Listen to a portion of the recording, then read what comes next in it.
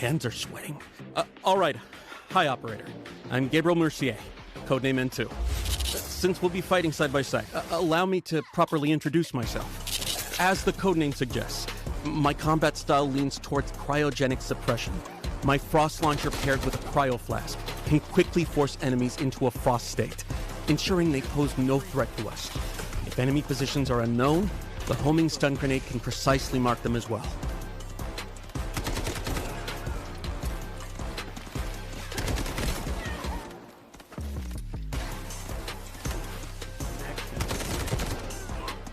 Right now, I'm in the middle of a critical operation. One where failure is not an option. I hope this mission can make up for some of my past mistakes, even if just a little. Mission target zone, AZ3, Asara's only source of nuclear power. The plant's power output is spiking abnormally. This time, I won't let it happen again. An emergency shutdown is our only chance, but the risk is extreme. We not only have to breach Havoc's heavy defenses, we have to face lethal radiation head-on. Some containers within AZ3 have already been contaminated by radiation. You can follow distinctive sounds to locate them, but keep a close eye on your own radiation levels. Radiation is divided into 4 levels, each causing different effects. Accumulated radiation can be cleared by leaving the contaminated zone and using decon chambers or mobile decon units.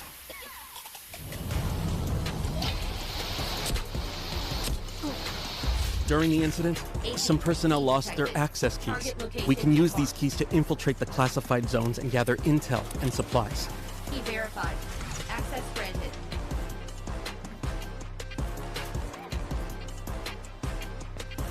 AZ3 key detected. That's not all. Severe leaks have occurred across multiple sections of the plant.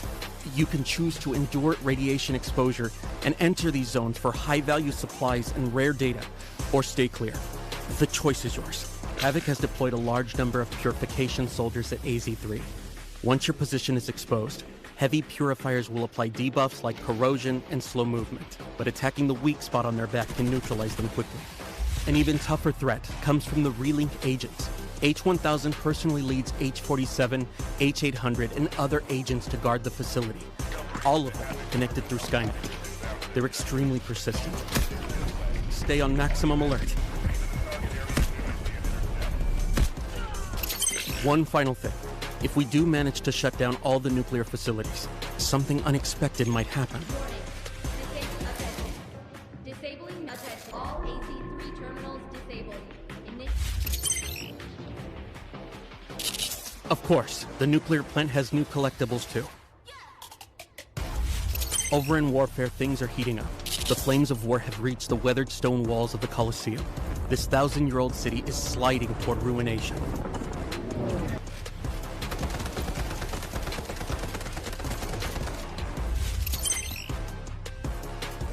We've got new weapons. The RM-277 assault rifle excels at sustained suppressive fire, most effective from medium to long range. The SVCH marksman rifle is capable of taking down enemies in one shot at long range. There are also some bonus events coming up. Play Ole Ole Ole to earn points and exchange them for sports-themed rewards and exclusive avatars. The Meltdown Season Pass includes various tactical supplies, including a new outfit for Tempest. The new season's Mandelbricks can yield the AKM assault rifle. Astromancy's not bad. Opening Turbricks gives you a chance at the Law of Time series collectible charms. Good luck. A new melee weapon, Elegant, the exclusive weapon of the Abyss Shark Reese. Pretty cool. Oh, and don't forget, the Rainbow Six Siege crossover is launching soon too.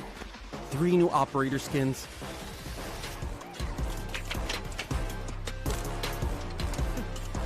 Black Ice weapon skins, and special collectibles. Now that's something. Covers the main updates for the Meltdown season. Don't mess this up. Don't mess this up.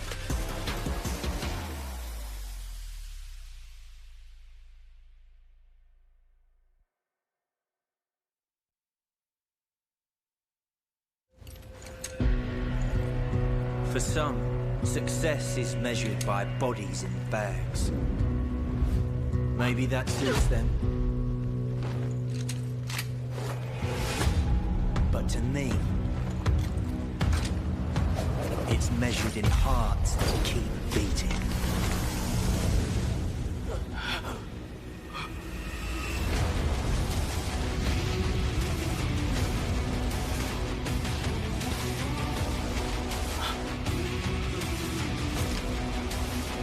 You with me?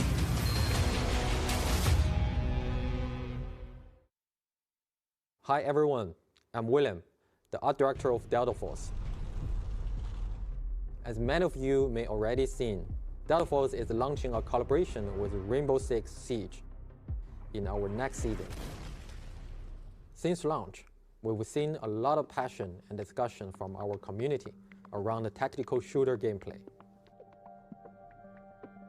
And whenever players talk about the genre, Rainbow Six Siege is one of the names that come up most often. So, we reach out to Ubisoft. Bonjour, je suis Émilie Besson, directrice de la réalisation sur Rainbow Six Siege. Oui, Siege a toujours été défini par son gameplay tactique, le travail en équipe et aussi la variété des opérateurs que les joueurs ont appris à connaître et reconnaître au fil des années. Ces collaborations nous donnent l'occasion en fait d'amener des éléments emblématiques de Siege dans un nouvel univers tout en restant fidèle à ce qui les rend uniques.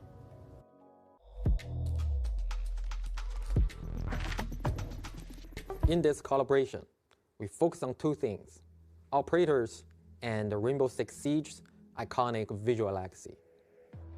We selected 3 operators pairings who share the same combat philosophy. I'll be there you need me. 말보다는 행동이지. Call if you need a hand. For classic Siege elements, we choose to honor Black Ice, the Drone, and the Alpha Pack. Ce qui était essentiel pour nous de préserver dans la collaboration, c'était l'identité, l'authenticité de nos personnages. C'est ce qui les rend uniques. On a travaillé main dans la main avec l'équipe de Delta Force pour s'assurer que l'authenticité de Siege, l'identité de Siege s'intègre naturellement dans leur jeu.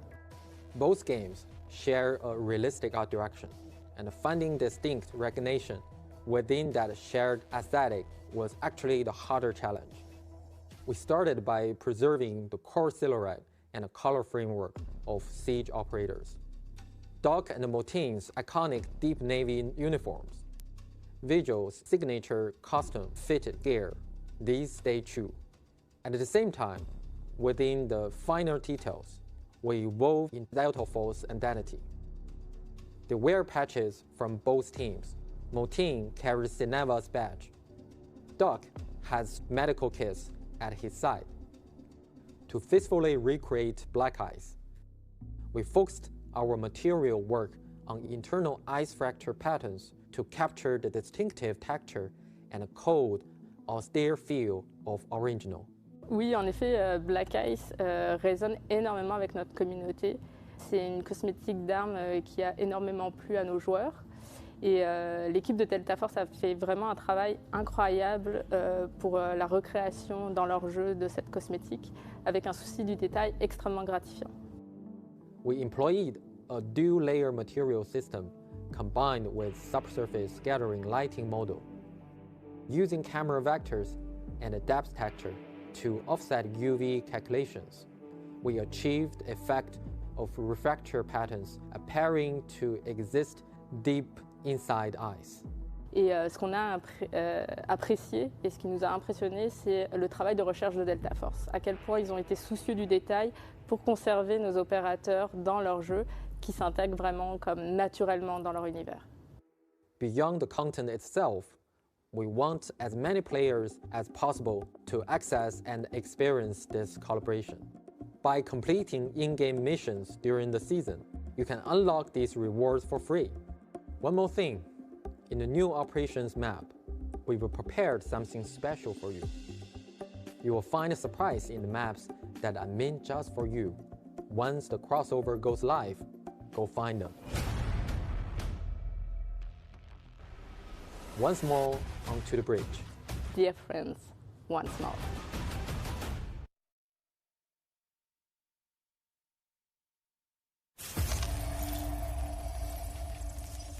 Received an emergency transmission from Hadawi, a Havoc nuclear engineer.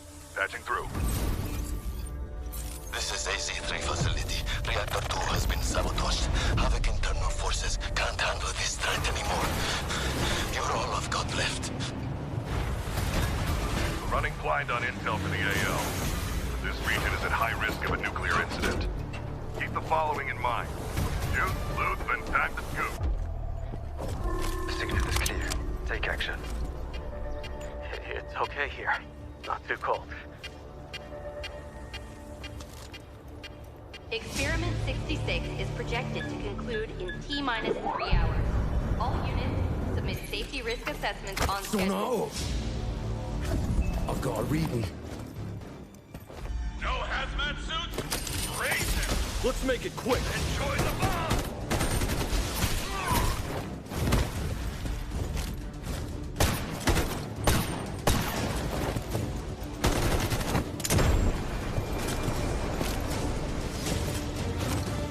So eager to die. Excellent. I don't know what's happening, but reactor output is still climbing.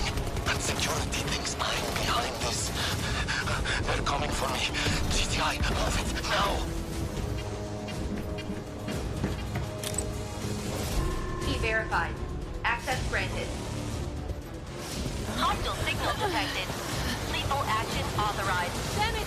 Someone take control of this piece of junk! Entering manual mode. Executing command.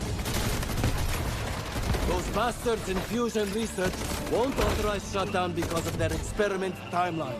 I know better than anyone how important this research is. Hold this position. Once I finish calibration, use that console to insert the control rods immediately. Data set. Follow me. I know somewhere the signal can get through. Steam explosion at reactor 2. Incident level confirmed.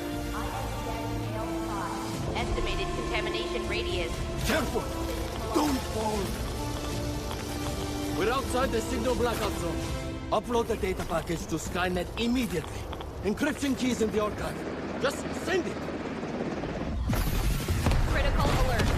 Reactor power output has critically exceeded safety threshold. Core meltdown imminent. All personnel evacuate immediately.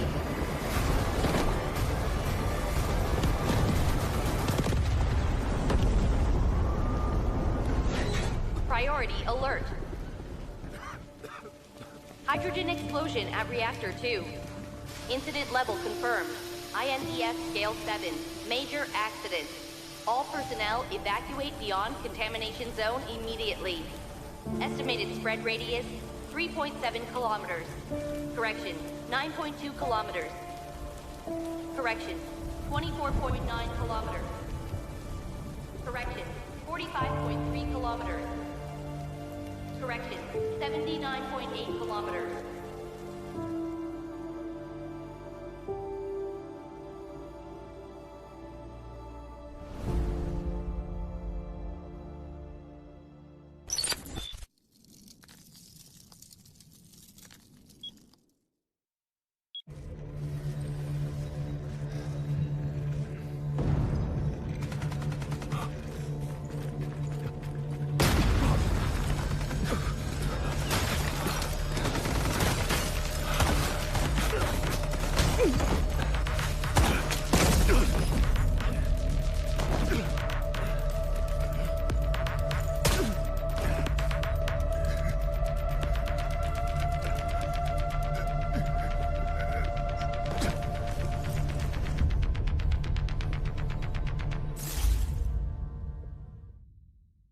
Operations. It all comes down to 3 simple rules.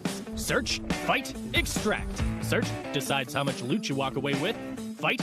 Not every encounter needs to end in a shootout. You just need to clear whatever's standing between you and your treasure. Extract. That's the magic moment that turns everything in your pack into yours to keep. 3 phases, all connected. Miss one and the whole run falls apart. Gear up before you head out. The better you're geared, the harder you hit and the more you can carry. But the more you lose if you go down. Go in cheap and dying won't sting as much, but you'll miss out on those juicy, high-value supply zones. Gear up and go big, or go light and gamble. Your call. Once you're in the match, forget everything else. Loot, loot, and loot some more. Documents on desks, parts and cabinets, bird nests by the roadside, trash cans tucked in corners early on. Grab everything you can get your hands on. Priority targets, safes, and air cargo containers. Snag one high-value item, and boom! You've already covered your entry cost. Now, the real question, keep pushing your luck or cash out while you're ahead. Your pack's stuffed with goodies and you're ready to extract. Then, gunfire erupts ahead. What now? Charge in, slip past unseen, or hang back and let them wear each other down before you swoop in.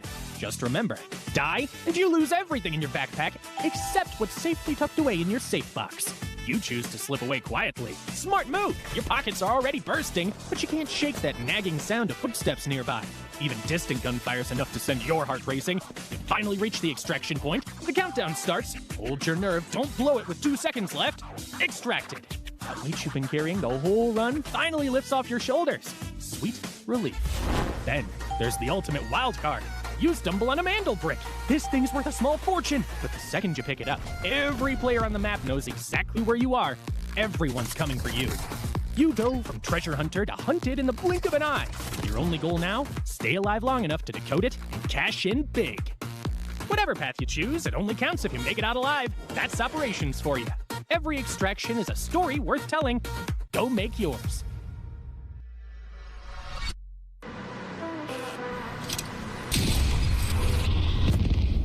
The enemy got the Mandelbrick. Find it. Stop them.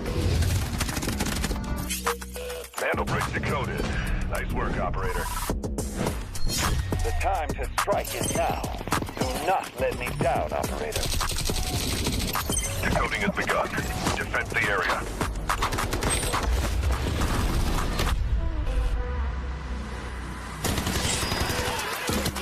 Is about to take the first Mandelbrick of the tournament. And they're going to do it. What goes around, comes around. Not gonna do very much though. When you get barrel stuff, Skydie is getting aggressive. See what I did there? You ain't seen nothing yet. Let's knock them off their feet. There we go. Down from there it is.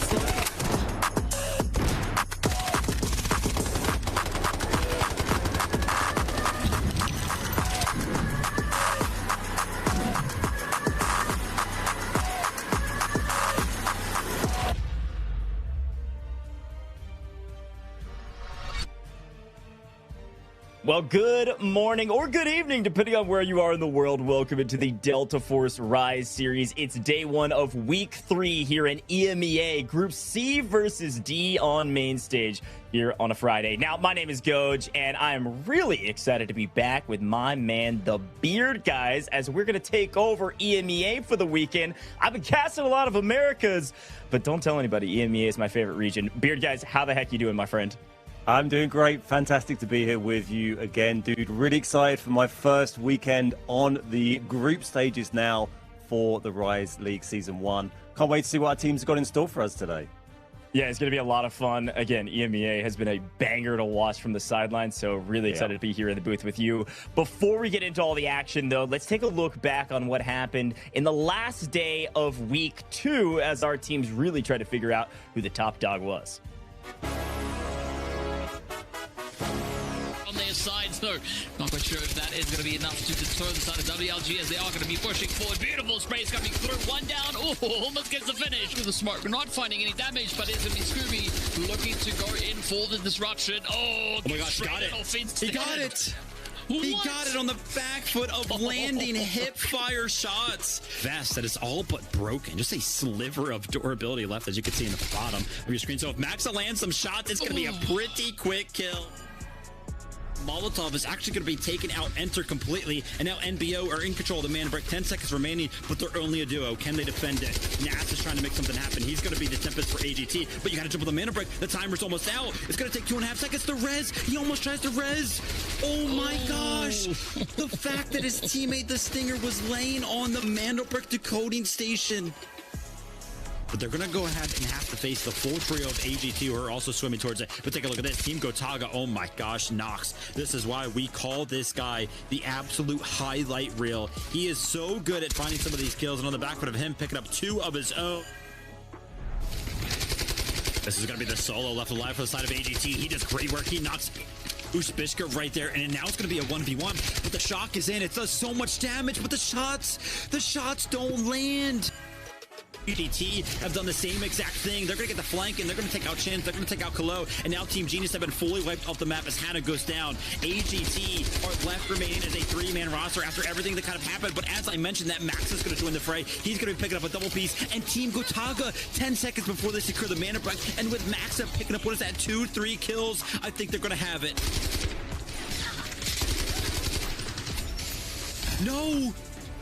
No, they go down. They have about 20 seconds to work with to jump on the Mandelbrick to go ahead and secure this. This 1v1 pretty much dictates it. Can Nats go ahead and win it? Enters down to very, very low HP and on the back foot of the disarm, applying so much pressure. Oh, the information is in. Gotaga, they brought in the and Stickinson is going to be knocked by that one, and Nox kind of jumps into the smoke here. He lands the shots. He jumps into the smoke again and lands some shots with no vision possible. Right there, and then you got the Luke's follow as well. Great stuff coming through from them. Selen is trying to defend this position. Not going to happen. Always there to trade, though. Finds one in return. And that's going to be Nast. Still, all the pressure kind of being applied here over towards this top room. And what? Jax just lands back-to-back headshots. Luby's going to go ahead and reach it, but Team Genius are trying to go ahead and join in on the action now. But they are quickly met with the likes of Solo, who's going to land some of the headshots, but Hannah jumps in, Kalo jumps in, and so does Team Genius.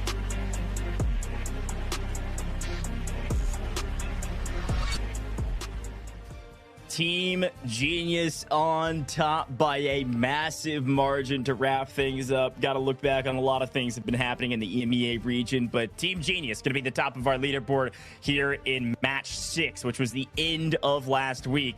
45 squad points, double brick, 29 kill points. They're dominating the leaderboards here, Ben. Yeah, it's a huge day, particularly this win for Gen, for Team Genius. They had a huge, I think 45 squad points, the biggest we've probably seen on any of the individual days so far. So very dominant performance there. Good results for WLG, Alliance, and FLC getting some points on the board as well. But Gen have kind of been back and forth a little bit. They've had, I think, 2 wins out of 3, 1 4th place on their middle game. Was a bit below the normal standards, but it's been very exciting so far. Yeah, and here's a look at how it's all gone down here in the EMEA region through our group stages. We are halfway through, and now moving into the second half, it's time for some of the teams at the bottom of the leaderboard to start working their way up. But you can see all of our winners in the first half of the group stages. Seeing Jin twice, and everybody's played 3 times, so Jin's got something going well for them, and we'll talk a little bit more about them in a second. But in terms of individual rankings, it's Team Gotaga that have remained individually near the top of the leaderboard on most of these, in particular the top slayers, top kills. Nox has 32 throughout the course of this competition. A ridiculous feat with 3 matches under his belt, averaging over 10 kills per match is ridiculous. But Moxa being in second as well. Those guys have been slaying out. Talking about damage, though, this has always been a fun one in the EMEA region to talk about because Dark Entity's Ushbishka is putting up ridiculous damage numbers, even though he isn't in the top 3 in the slaying category. So certainly doing something right for that Dark Entity's roster. Absolutely. Here we are looking at the assets as well. Obviously, another important metric as well as kills and your damage. You've got to get some money out. And we can see Maxa from Gotaga at the top here. Kilo going to be playing today in Team Genius, and also Hannah. So 2 of the top 3 from Team Genius who are going to be playing in today's match. Yeah, this is probably the most important leaderboard, or definitely rather, this is where we're at after halfway through the group stages. Genius at the top with a total of 23 match points. This is the cumulative score over the last 3 weeks or 2 weeks of competition moving into week 3. 23 points, a ridiculous feat, but we've got a lot of teams hot on their heels. Team Gotaga in particular, look how many kill points they have, literally just 1 less, and these 2 teams dwarf everybody else in this competition in slaying power, and they find themselves in the top 2. I think no coincidence there. But Dark Entity's right behind, 17. And I think the rest of our leaderboard in general here, Ben, it's really anybody goes for that top kind of 6 position. You really want to try to be on the left side of this leaderboard if you can. You desperately need to be out of this bottom 2 position of 11 and 12. So really need to see a team like Fnatic and FPOV step up. 100%. Yeah, they're going to be looking for big points today. And remember, you can get 8 points for winning a day and also a bonus 2 if you score 2 Mandelbricks as well. So potentially 10 points from any one single day. So even those teams down on the lower end of the table there on 5 points or 9 points for AGARTHA, one big win, that's going to throw them up into the top 3 for AGARTHA's position there. So, you know, worth keeping that in mind. It is early days. Great time to be talking about the tournament when, as you just said, everyone has played 3 matches. So we're even Stevens on matches played now as we go into this weekend. Yeah, and remember, it's C versus D today, which means you will see Fnatic and FPOV really needing to step up today. But let's take a look at everything that the Delta Force Rise series has to offer with a quick explainer. Delta Force. 1 game, 2 regions, 1 shot at glory.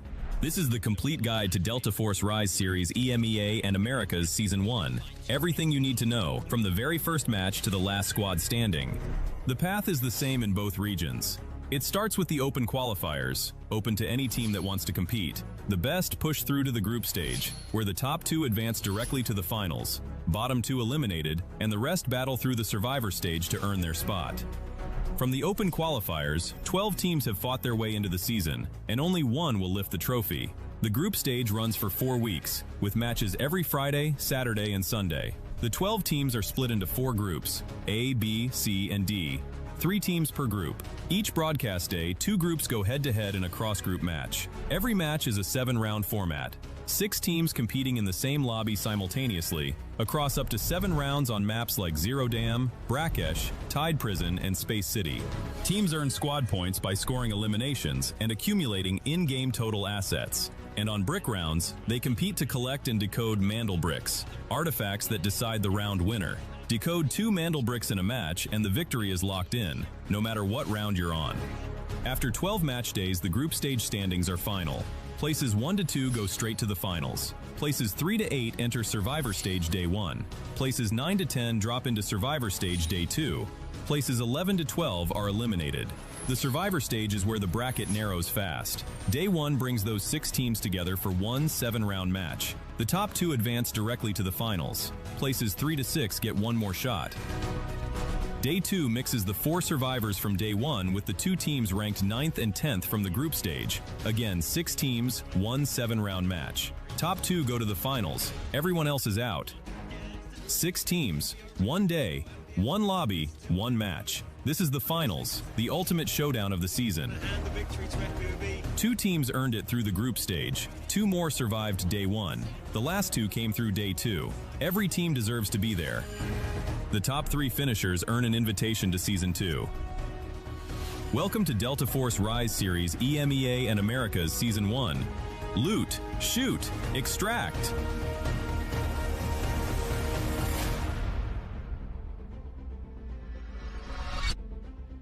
And there you have it, folks. That's how it all works here in the Delta Force Rise series. But it's time to talk about how today works, folks. Everybody's loading in with 1.5 million Technic Alloy as per the usual. We are playing Season Echo for those maybe just tuning in for the first time.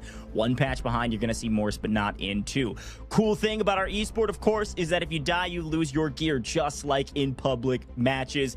Today, though, everybody is looking to capture those all too elusive Mandelbricks. If you're able to get 2 Mandelbricks, you win the whole competition. That is it. That is the nuanced point about this competition that is so important to remember. We have a Mandelbrick on round 2 and 4, and then 5 through 7. If a team captures the Mandelbrick on round 2 and the same team captures the Mandelbrick on 4, boom, they win the competition right then and there. But of course, the teams and the players are trying to gather resources because, well, they got to buy great gear to bring it into the next round. And one way to do that is they do have a 3x3 ultimate save box to carry some of their expensive loot, carry some of their expensive ammo. But the big ticket item today is going to be down there at the bottom.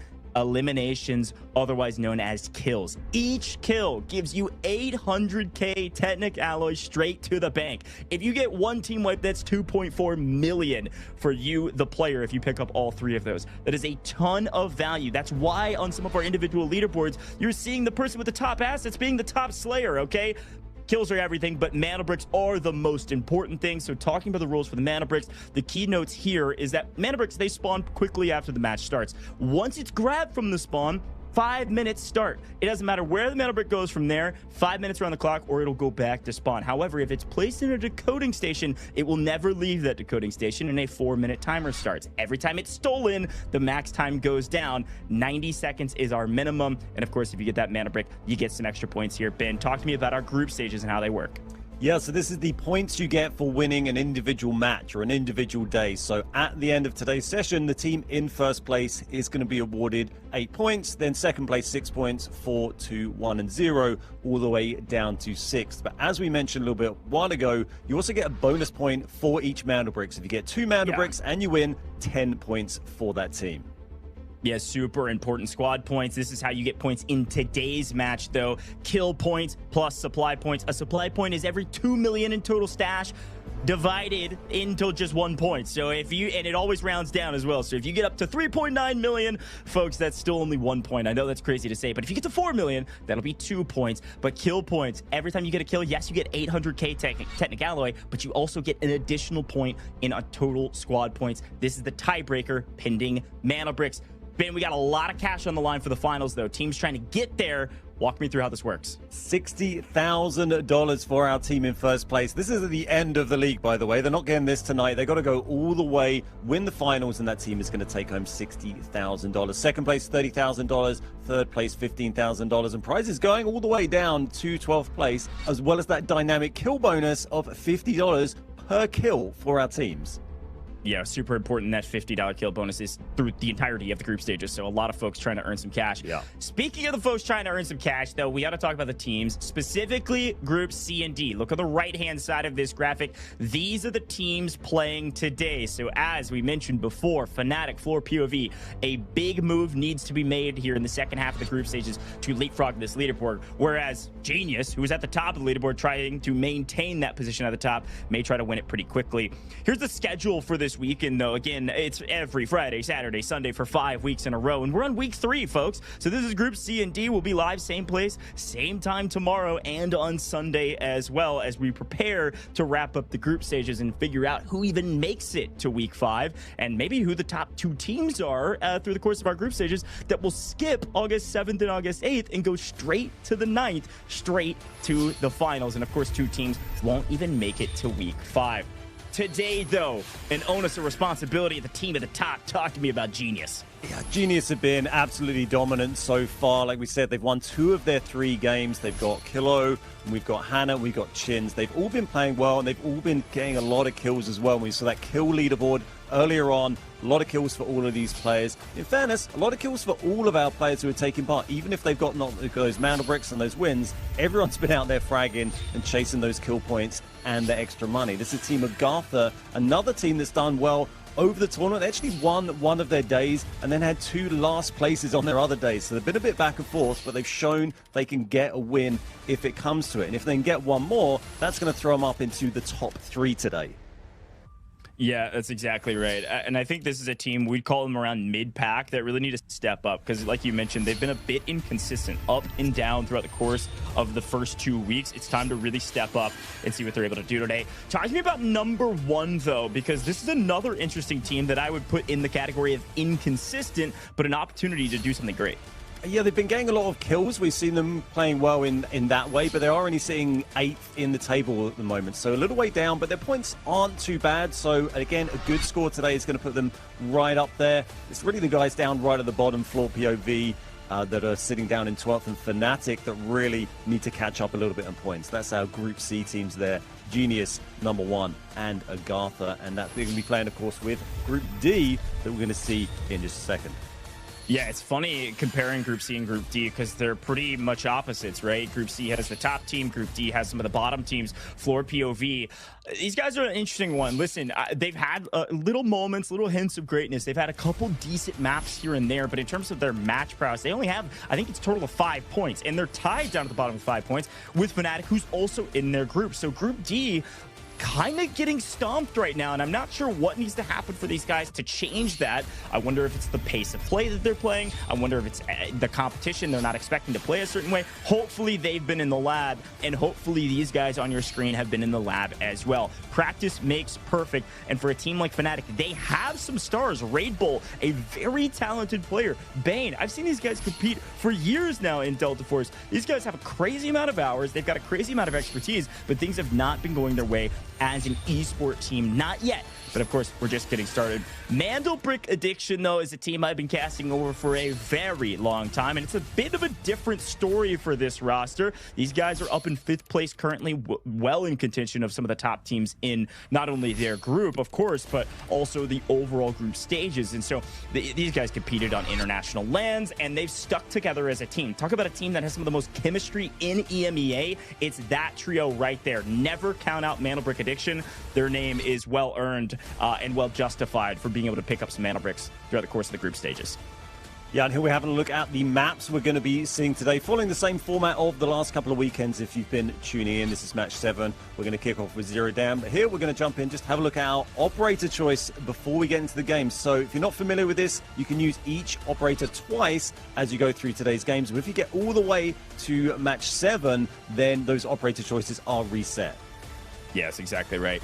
Gotta talk Zero Dam, though. One of my favorites. And, well, speaking of the favorite operators, Raptor, D-Wolf, pretty much the two that you'll see on every single roster throughout the course of this first game. This is what we call our first eco round, economy round, trying to get your money up in preparation for round 2. But with our new rules, with those kills being a kill point, as well as 800K, I'm gonna be honest, our eco rounds really need to be slay out rounds. I couldn't think of anything better than that. You gotta go for kills, folks, all right? You've got to get aggressive here.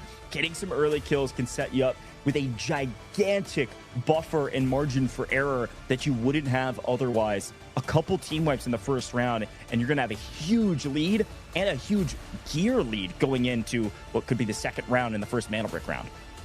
It's definitely what we've seen so far in these Zero Dam games. They can be a bit strange to watch sometimes. Sometimes teams go in a little slow. Sometimes they go in hyper-aggressive. I'm quite interested. All these games have been quite interesting, seeing who's playing around the paid extract point and when teams are going to either use that or often just actually blocking it to stop other teams getting out. As you say, so they can just play for kills because of that huge reward you get for that, both in terms of the alloy to put towards the next game and also the extra money you get from the kill reward from Rising today. Well, here we go. It's time for Zero Dam, folks. And before we jump into round 1, we've got a quick giveaway. You thought we were going to go into the game without giving you something for being here? We got a redeemable code on your screen right now for the Neko Mimi Spray Paint. Be quick. It has a limited number of activations. Once they're gone, folks. Good luck.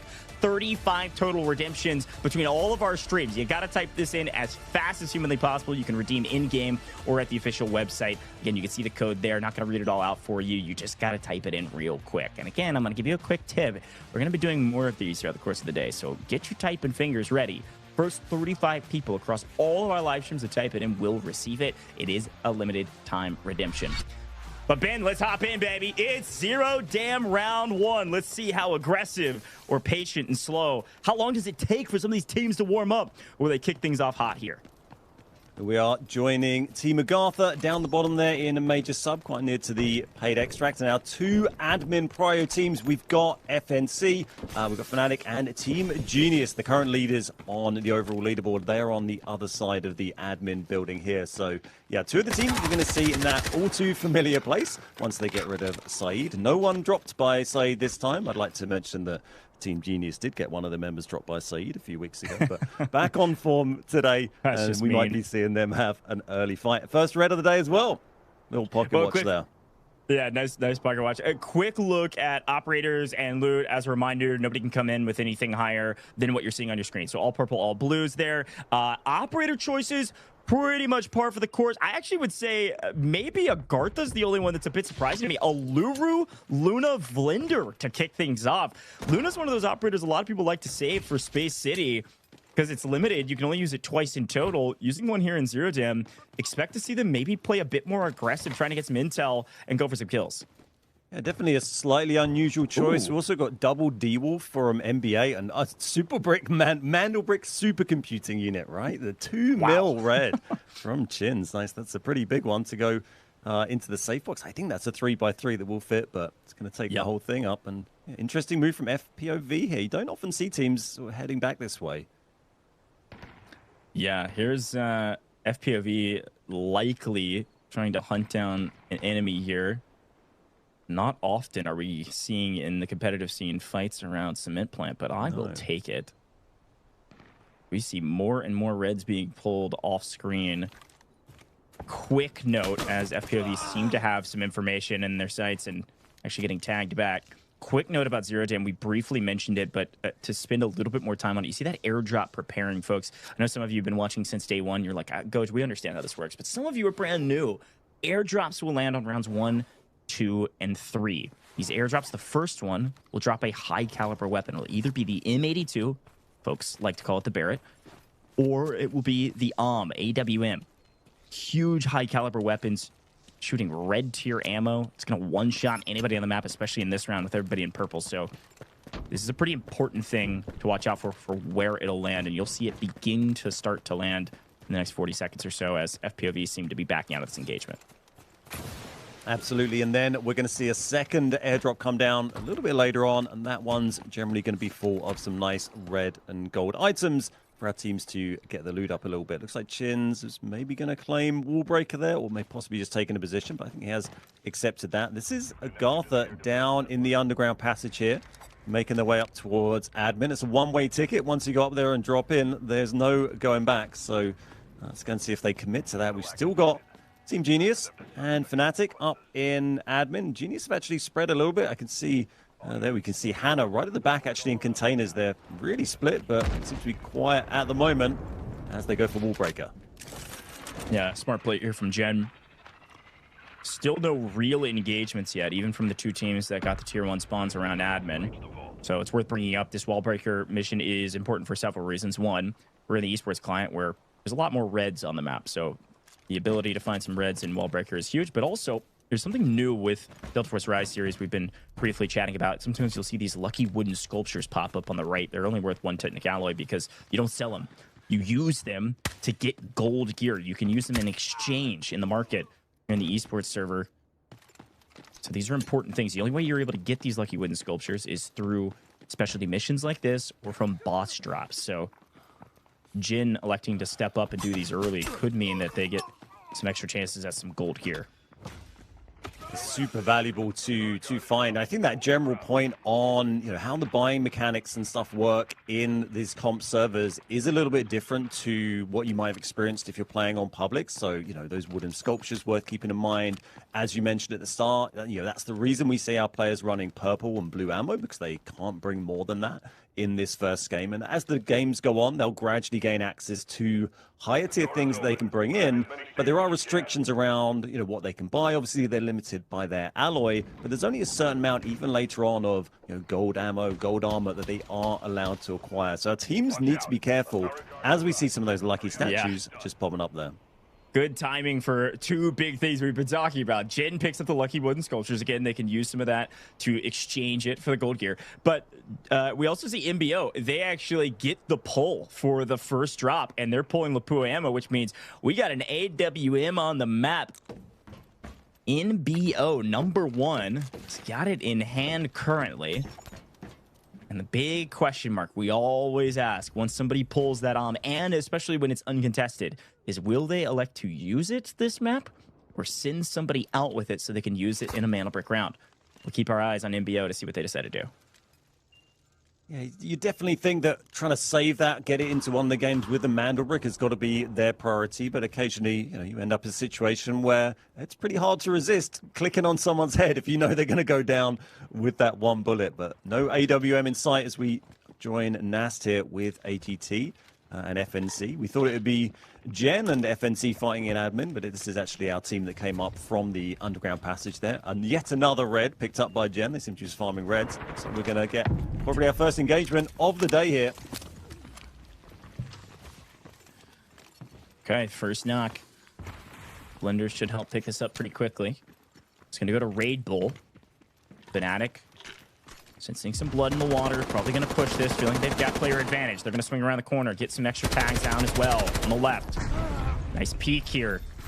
Red Bull not able to connect with much more, but one's still down. They're going to push this aggressively. They got to swing on this and be able to make the trades. Nice swap back and forth between the two, trading damage, but he can't get any of them down. No way, AGARTHA. They're in deep trouble right now. Chaba's somehow alive on 1 HP in a dream, trying to keep this thing alive and just gonna full commit to sprinting through this open lane. But because he got the tags of the util, Fnatic's not pushing. What a weird circumstance to keep AGARTHA still in this competition. I can't believe Chuba's got away with that there. I think literally 1 HP as they ran away, but kicking off, that's FNC. They bumped into FPOV down in the basement. They've just got one left up now, just the Blinder left. This is Bane for FNC on half HP. As they got jumped by FLOORPOV, they have lost one player, but it's a 2v1 in the basement. And we've got AGARTHA upstairs. This is not looking good for FNC now. Classic third party, folks. FPOV, we told you they're going to start hunting some people down, and they get to the team fight just in the nick of time. Great pickup there from FLOORPOV. Fnatic down to 1. Bane all alone, barely breathing, trying to figure out what in the world am I going to do now. And that might have worked out. Yeah, pretty well for AGARTHA up there, as you're saying. They're going to get those reses, I think, because of that interruption by FPOV. That's going to help AGT get up to 3. Not really an option for Fnatic. I think they've got one knocked upstairs, one in the basement, so probably just going to be one Vlinda. And this is the paid extract, as we mentioned a little while ago. That's NBA down there. They've probably gone in and claimed that. You do get more money from completing tasks, by the way, on these servers, so that's why they've been able to go over and use paid very quickly there. And they may choose to come back and use that later or not. You see the replay of that fight kicking off just a minute ago. Yeah, this was a ridiculous engagement for a couple different reasons. The main one, though, is that, look at this, AGARTHA somehow does not get full wipe. Literally 1 HP in a dream, and it's namely because they got a little bit of help from a different team, swinging up the backside of FLOORPOV, come in to play spoiler. And what a fun and cool engagement for AGARTHA, who should not be alive. They are on a second lease of life right now and got to figure out what they're going to do. Now with all 3 back up on their feet, and Fnatic, the one in the blender, they've got an opportunity to make what could have been an awful game great if they could push out and find some team fights. Here are our second airdrop. Now, traditionally speaking, okay, we're pulling a couple reds. We'll take it. Usually, we've been saying that the second airdrop is really not worth fighting over. This is solid loot value, frankly, from the second airdrop. Couple different reds there to push well over 1 million, pulling just from that airdrop alone. But remember, supply points only count for each 2 million that you earn. So it's better to go get a single kill than loot that whole airdrop twice. It's nice to have, but not a need to have, as FPOV continue to hunt their prey. Yep, this is FNC now pushing back up. FPOV chasing down Bane. Doesn't manage to get one on the way out. Bane running around there in the solo Blinder.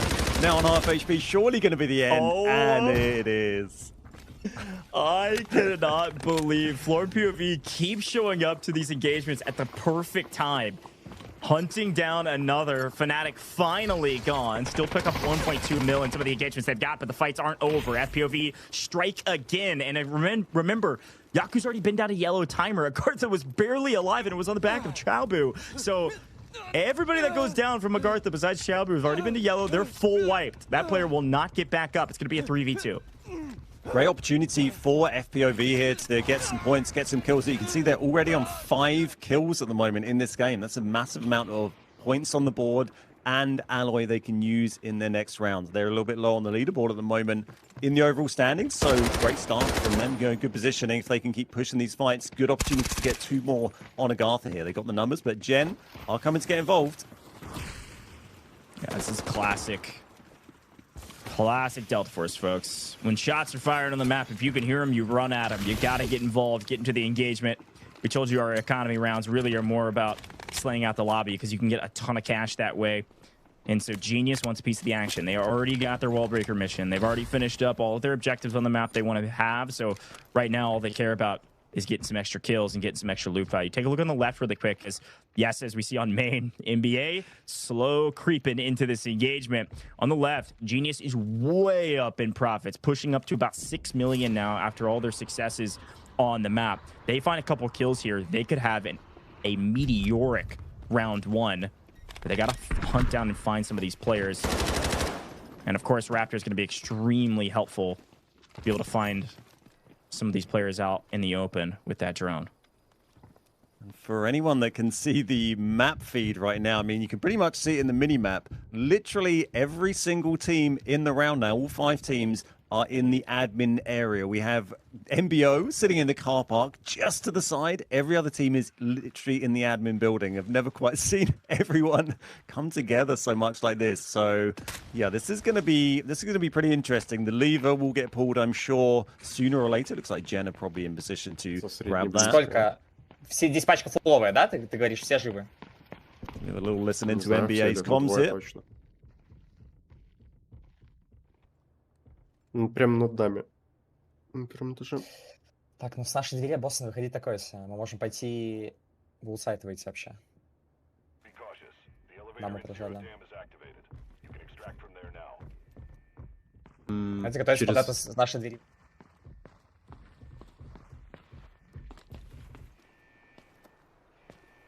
All right. Couple comms there as they try to prepare for what to do, but don't have all the info yet, so they're staying patient. And AGARTHA strikes while the iron is hot, finds one on MBO, who's been slowly creeping up to join the fight. Remember, MBO have an AWM, so watch out. One shot rings true, and AGARTHA could be in deep trouble, especially if it lands on Nas. They know where he's at. If Nas gets shot by the AWM, he's dead and out of the game. He's already been to yellow. An important engagement here. Chalva likely should be leading some of these engagements as frontman, not knowing that MBO have the need to be careful.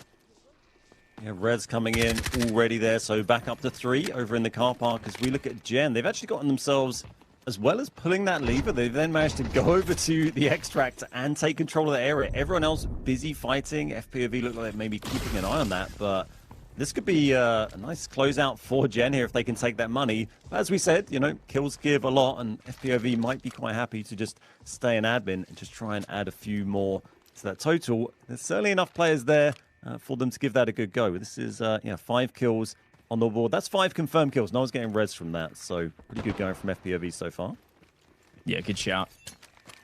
Worth quickly mentioning, as you can see Genius on your screen right now, extracting makes sense for them, right? Look in the top left, or sorry, mid left of your screen right now. These profits will dictate who needs to extract and who doesn't. If they're low on that, they're going to play for engagements just like NBA near the bottom. They need to get these engagements. They need to get them now. We'll trade 1. Can't get the second, though. Skydie has to come in and be the hero after finding 1. He does go prone and he wins the engagement. What a play from Mandelbrick Addiction. A dodge down under the Bucks, pop back up, slay out FPOV. 2 teams full wiped, but another engagement happening around the extraction is NBO, the only other team that frankly needs to extract. They've got the They need to get out of this map. They're going to have to try to go through Genius through the elevator extraction, or maybe send one out through no bag or weight restricted. But Genius are going to get a read that, hey, there's a full team of 3 out here, gentlemen. Get ready. We got more fights coming our way. It's gone from being very, very busy in admin to being NBA left in there all alone after winning that fight. They've got 3 back up, but there's only 3 minutes left on our round timer. Team Genius have got about 90 seconds on their extract timer here. AGT moving in. We've got MBO just outside with that AWM. It doesn't look like they're going to try and take that out through any other extract. A little surprising. They are going to have to commit to try and get out from here. It's not often we see a team push in from the outside and take control of this, but you know, I'm always ready to be pleasantly surprised. Yeah, about 60 seconds on the clock to make that move. If there's anybody that could do it, it's going to be number 1, just on the back of getting a headshot or, frankly, a leg shot with that against a team like Genius. If you can get a player advantage, you might be able to swing in. Looking at their operator comp, maybe not the best for engaging in this. They need more smokes, possibly. Nox isn't going to do anything when the team only has to hold 1 angle. But even still, trying to figure out what to do here. 30 seconds on the clock for this extraction. They may just bail and try to get out in the final 2 minutes, or at least get their player out. AGARTHA thinking about trying to engage in this as well. 20 seconds. We're moving too slow, though, if we want to get a piece of this action. Maybe trying to hunt down the team that's outside as they see some smokes landing. But Genius going to get out for free here, Ben. Yeah, it doesn't look like anyone is going to contest them on that. They decided it's not worth the risk, and NBA are going to run and try and get someone out by the look of it. They might be able to manage that. Well, it might have been NBA that took paid earlier, wasn't it? I think they're going to move down. Yeah, that's nicely done from them. They kept themselves in a good position to claim that as Gen. Get out. All three, 5.8 mil in profits. You know, as you mentioned a minute ago, it's not a huge amount in terms of points, but it is very useful money that they can invest in these upcoming rounds. So it's good to be able to bring in, you know, better gear, and that's going to help you secure a Mandelbrick maybe in Game 2 or Game 4. Yeah, I mean, I think the only big miss right now is, number one, I'm not sure what they think they're doing. Maybe trying to hunt down some kills. They've got the AWM in hand. They're going to leave it on the map and all of its ammo. You can't put any of that in the safe box. So you're taking none of that home because you've elected to stay on the map and try to hunt for kills in the last 60 seconds. It could have at least sent their one player out, maybe via weight restricted, but NBA, like you called out perfectly, smartly buy the extract early with their D-Wolf in hand, going to make sure at least 2 of them will get out, but so they've left in time. I think for all 3 to get out. Oh, oh no. I maybe one of them. If we could cycle through. Oh, wait, we've got an engagement in our hand. NBO, they are getting paid finally for staying on the map. 15 seconds on the clock. Chalba able to answer back. Yes, gets one, but he's got to get the full for its account. 1 week, the other goes down. They're wiped. AGARTHA stay and get eliminated. NBO get lucky and get paid for staying on the map. Yeah, they did manage to get 2 kills there. It's not great, but I think 2 got out there. Just one of them. I mean, we've all been there in Delta when you're running for the extract. You just miss it by a second, but 2 out of 3 ain't bad. Good little game there on Zero Dam. Some interesting plays from our teams. Yeah, that was interesting, okay? I've been saying this a lot, and I was talking to DK on the Americas region too. We always call this first map the litmus test to try to figure out how the day will play. That was much more aggressive than we've seen in a lot of other group stage matches. So I'm liking that these teams are starting to value getting kills early to set them up for success. Some very interesting decisions, though. I really liked NBA's decision that you called out of buying the extract to the south side and then coming back for it. I think they were a hair too slow on the draw. I'm wondering if that second extract actually counted because it looked like the game clock went to 0 first. Like, it was so dang close. But even getting 2 out is huge for them after they got their team wipe in admin. Really well done from the gentleman to get some value on the map when, you know, with 3 or 4 minutes left on the map, they were the bottom of the Profits leaderboard. They had basically nothing to show for the map. So really well done from those guys to find the value and get at least 1, if not 2 out. Yeah, definitely. And then the AWM was kind of a strange one. We saw that not get taken out from the map in the end. A little bit confused by their plays there. FPOV, great start to them today for them today. 6 kills, 1,000 damage. That's a big haul of kills from a Zero Dam match, and they went in pretty aggressive. Great play from your side, Blake, and Obsessed there on round 1 on Zero Dam. Yeah, I like the aggression from these guys, and it was interesting because we saw them get wiped, right? So you're like, oh, well, unfortunately, FPOV didn't have a great game. No, they did. They picked up 6 kills. That's 6 kill points and 4.8 million in total assets. The only team that's technically getting more than that is going to be Genius at 5.9 million. But in terms of our leaderboard, FLOORPOV should be way up there at the top. That's 6 points plus the 4.8 million is going to be around 8 points in total just from this map alone. Nobody else is really getting anywhere close to that, as they were the ones finding most of the value. Fnatic do pick up 2 kills though, and of course Skydie finding 3 of his own in that engagement does put him as the individual top slayer from the first round. But there's FPOV trading kills between a couple of their teammates there, 2 apiece from your side and Obsess. A great work from Skydie there, getting 3 all by himself, and this is our top damage leaders. Actually, Bane managed to get 550. I'm not sure if FNC actually closed out any full kills at all in that, but FPOV obviously have a couple of players up there. No points for damage, though. If you're sending kills back and forth, getting reses, it's not going to help you out too much. And these are our sisters, FPOV, Obsess, up there, but it is just 1 apiece. So a bit of a draw for several of our players, DJ and Raidball from FNC there. I guess they managed to maybe pick up 1 kill. Team Genius, I noted, got a load of money out there. Didn't get a single kill on the board, though. Yeah, they were playing a very slow strategic gameplay. As we move to the asset earners, you're going to see all genius all day because they're the only team that got all 3 out, and they had a ton of value. Remember, this is the team that did Wallbreaker early. This is the team that got those lucky wooden sculptures that don't count towards these assets, by the way. So I would say net accrued value is even more than that. But NBA Skydie is going to be our top individual. Does look like he's going to get some extra damage there that's not listed, but 3 kills as an individual, well earned to be MVP on the map. And I do want to bring up I think Skydie made a huge play there because they came in late to the party in admin, but still found a full team wipe in value and got some of their members out. Not a lot of teams are going to be able to do all of that in one map. And I think that double D-Wolf comp actually helped them move around the map pretty quickly as needed. But a lot more to talk about when we come back from a very quick break here, folks. You're not going to want to miss it. We're going to be moving into, yes, showing you the leaderboard, but also our first Mandelbrick round on Brakkesh. All right, we'll be right back after a short break. Members, now the odds are in their favor, 2v1. Everything getting spammed away, and MT getting a little... So hang on a second, NL! Look at that! It's an absolute swing! This... And LG's got it, though. They're here. Lines them up, even through the shot. You're nuts! The last remaining 3 BOV, they find 2 instant knocks, and Elm's gonna be hopping off that.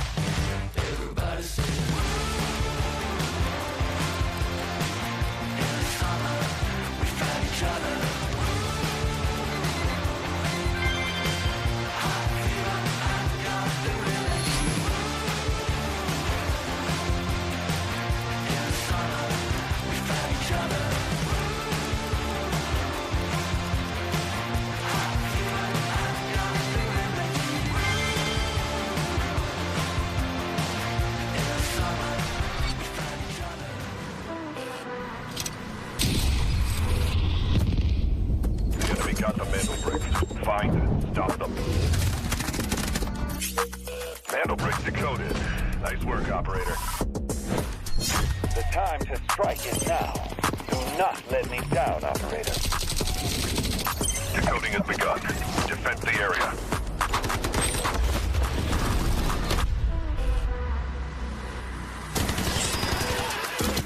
Is about to take the first Mandelbrick of the tournament. And they're going to do it. What goes around, comes around.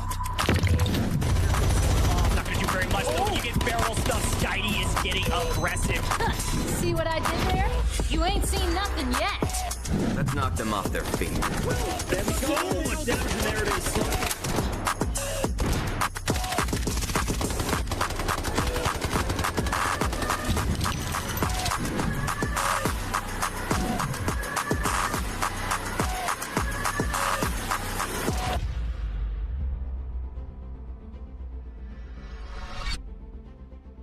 Welcome back, Delta Force Rise Series Day 1 of Week 3 here in EMEA. And in Group C and D kicked off with a bang in Map 1. A lot of action, a lot of team fights, and a lot of teams participating in those fights. FPOV get wiped fairly early, but they picked up 6 kills.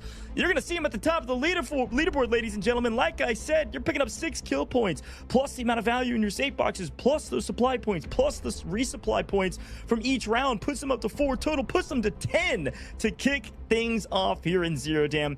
EMEA, though, it looks like they likely did get 2 players out, not the one, just with a millisecond of difference, puts them up into second place with 8 overall points. Been some fun stuff in our first round, but of course we got to turn our eyes towards Brakkesh.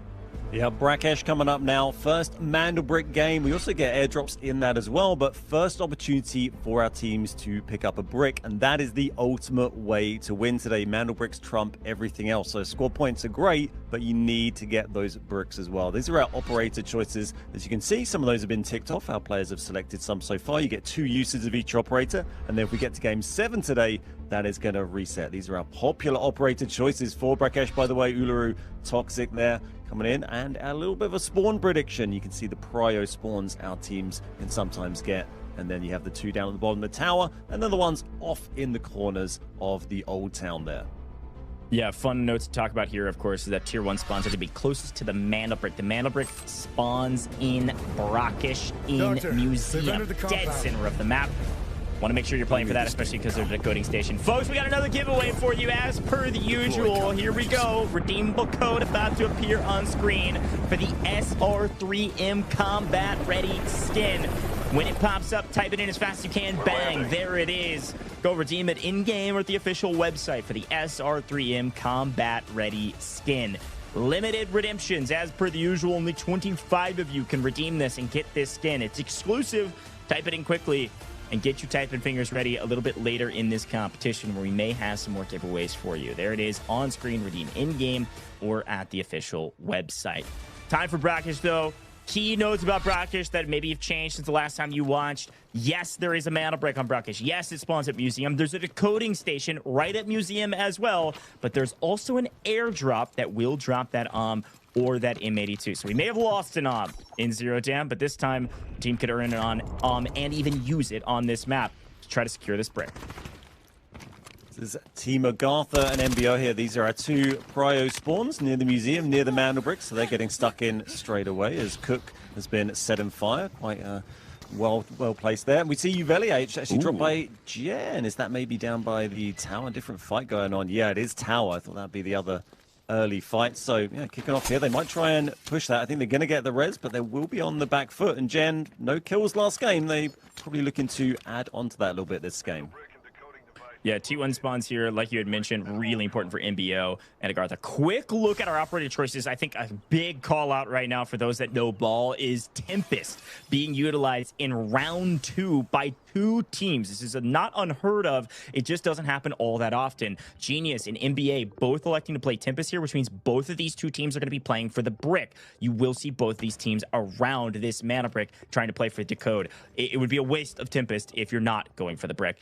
With that in mind, you can see them on your screen now. Look at where Genius is rotated all the way to. Didn't Ben just talk about how they were down in the Tower of Babel? Yeah, they got a knock in Tower of Babel, and they sprinted this direction. Sometimes these operator comps can tell the story. Genius here to play for the brick. I can't believe they got here so quickly from where they were. Is impressive movement from Jen. You blink and you'll miss it. They've got themselves teed up right next to the building. No one's grabbed the brick yet. It is just sitting out the front of the museum still. It can be a tricky one to pick up. We've certainly seen some games where it's sat here for quite some time in a bit of a stalemate with no one being able to grab it. There's so many different angles that people can watch, that people can hit util. And yeah, you really have to kind of often see teams maybe in that situation waiting for the other teams to get a little distracted fighting each other, and then someone just sneakily dives in and grabs it. But yeah, just sitting there for the moment, plenty of time on the clock as a few of our teams are congregating around. That's MBO just down in the basement there, underneath the brick, just biding their time. And the other team that had gotten knocked earlier on the Tower of Babel was MBA, Mandelbrick Addiction, who is also running a Tempest. I'd expect to see them rotate up this direction at some point. Maybe, okay, well, Production's right on it. They got us. They've already left Tower of Babel. They're moving this way as well, but they're taking their time. With the brick not grabbed, no timer activated, and everybody knows it's not in a decoding station either. There's not really a rush, and I think they're feeling a bit of that presence that Genius left behind, getting shot unaware and losing one earlier. So gonna take their time when there doesn't feel like there's any rush. First airdrop should be preparing here in the next 20 seconds to begin to drop. That's the Omni, the M82, an important one to see where it lands. FPOVs on the north side of Grand Hammam, just outside of the market. Sometimes these teams will play for a decoding station rather than the brick and hope that whoever grabs the brick goes their direction. Nice angle, though. AGARTHA very patient and punishes Genius for making the first move. Footsteps galore. Genius gonna use Tempest. That ult so valuable to grab the brick and get out of dodge, but they've lost a player in transition, and I don't think they're gonna get this player back anytime soon. If they can smoke this, they can maybe carry the body to safety. And then Triple Blaster, I don't think it's landing in the window. A misplay allows for Genius to get the res, and AGARTHA, you can't leave through this window. I don't know that you can make this push. Yeah, a bit sloppy there from AGARTHA. Is a nice little jump pickup, as you see, used quite often from Chins there, grabbing Hannah, pulling backwards. A little jump pickup backwards is not something you see so often. They are going to get some Yuto in here and try and push this. It's just Chins in here at the moment. Kilo is actually off to a separate position at the moment. So this is the Mandelbrick completely isolated, and AGARTHA are booking in, but they've dropped Nas. They've lost Nas, so it is a 2v1 here at the moment. Yeah, this is a very interesting position for Genius to be in, and he feels the pressure, and he's going to reach out this like a psychopath. It doesn't go down, but there's the pinch. Genius, Chin's able to trade one out, and AGARTHA down to a solo who's literally 1 HP in a dream. An engagement between two teams turns into 2 solos, and Chin's maybe in a bit of trouble. AGARTHA, how are you still alive? A trading of blows, but we swing over to FPOV, who's living up to their namesake. They're prone down on the ground while AGARTHA tries to figure out what to do. The Mandelbrick has been left at the top of this building, and Mandelbrick Addiction are going to come in and potentially just snag this brick with the Tempest ult and leave. Yeah, the Gen did get wiped in the end there. I didn't see the final kill pop up on the feed. I'm not sure if maybe a util came in to pick up that final kill, or a delay, or the helicopter or something wild, but they did get wiped in the end there. AGT still on 1. They got their Raptor in here. We might see what was going on. This is Bane shooting at SkyT. Wow, nice hits there. And that was a Tempest. You can see them pinging back on the ropes there. Yeah, that is a good call out. We are getting official confirmation that Genius was full wiped. Also, Mandelbrick Addiction, I don't think they were able to grab the brick. It was maybe a couple milliseconds before it was SkyT there on Tempest was able to grab the brick and then get back to his team. But instead, gets cut down on Tempest ult and gets back to his roster. And they're going to have to try again when Tempest ult comes off cooldown. So for now, the brick just sits on the dead body of one of the members of AGARTHA, and the remnants in the cases of Genius. Yeah, you hear more gymnastics with knocked out teammates as he brings one of his teammates in through the window to get the res. I don't think they'll get the other one, but they'll be pleased to get 2 back up after coming within 1 HP of being wiped there. And that is the Mandelbrick just sitting there next to Tuber's body, where we saw SkyT jumping in and out of that window. Or Chins, I think it was, sorry, jumping in and out of the window just a minute ago for Gen before they got wiped. So we see the teams doing a little bit of looting here. There's only 2 minutes left for someone to grab that Mandelbrick, and then if they don't, it is going to respawn back on its original station, and our team's going to have to try and grab it again. Yeah, it's a 2-minute clock to grab it and get it to a decoding station, which, looking at the map right now, it may be a bit harder than it sounds, because the 2 closest decoding stations have... Raybull is so scared to grab this. Somebody's got to be looking at it, right? No. Okay. Everything's good. Fnatic going to be first to the now left behind brick, and Raybull has 80 seconds or so to get to a decoding station. What I was saying is that there's a team guarding one decoding station and a team guarding the other, but it was Fnatic guarding one of them. So Fnatic should be able to start this decode pretty easily, while in the meantime, FPOV, who were prone out on the ground trying to figure out what to do, they ended up picking up an and have a chance to get a little bit more value with this one, rather than what NBA was able to do in the first one. Definitely that AWM wasted in game 1 from MBO. Hopefully we'll see a bit more from FPOV. They certainly got a lot of kills in game 1, so I'd expect them to get involved with this fight. And I tell you something, I'm so happy to see the decode go here. You know, I like a museum decode as much as the next man, but we do see a lot of them, and I like a little slightly off kill to decode station. We see this one pop up from time to time. There's also one, I think, in a Sara camp. We see very very rarely. But this one, yeah, nice to pull our teams outside of that museum area. I think we see maybe slightly more interesting fights, in my opinion, coming into this area. So FNC controlling it well, getting the decode straight in, and they've got 3 minutes on that counter as well. So we see AGT shuffling around, everyone finding their positions to try and interrupt this decode. Yeah, good shout. See our boss being taken down right now. This is important for a couple reasons. Remember we talked about those lucky wooden sculptures. We can get them from the boss drop here. So another way for NBA to try to gain some advantages while they're not fighting around the Mandelbrick. Again, they do have a Tempest, so I would be blown away if they don't go maybe grab this loot and then go sprinting towards the decoding station and play for this brick.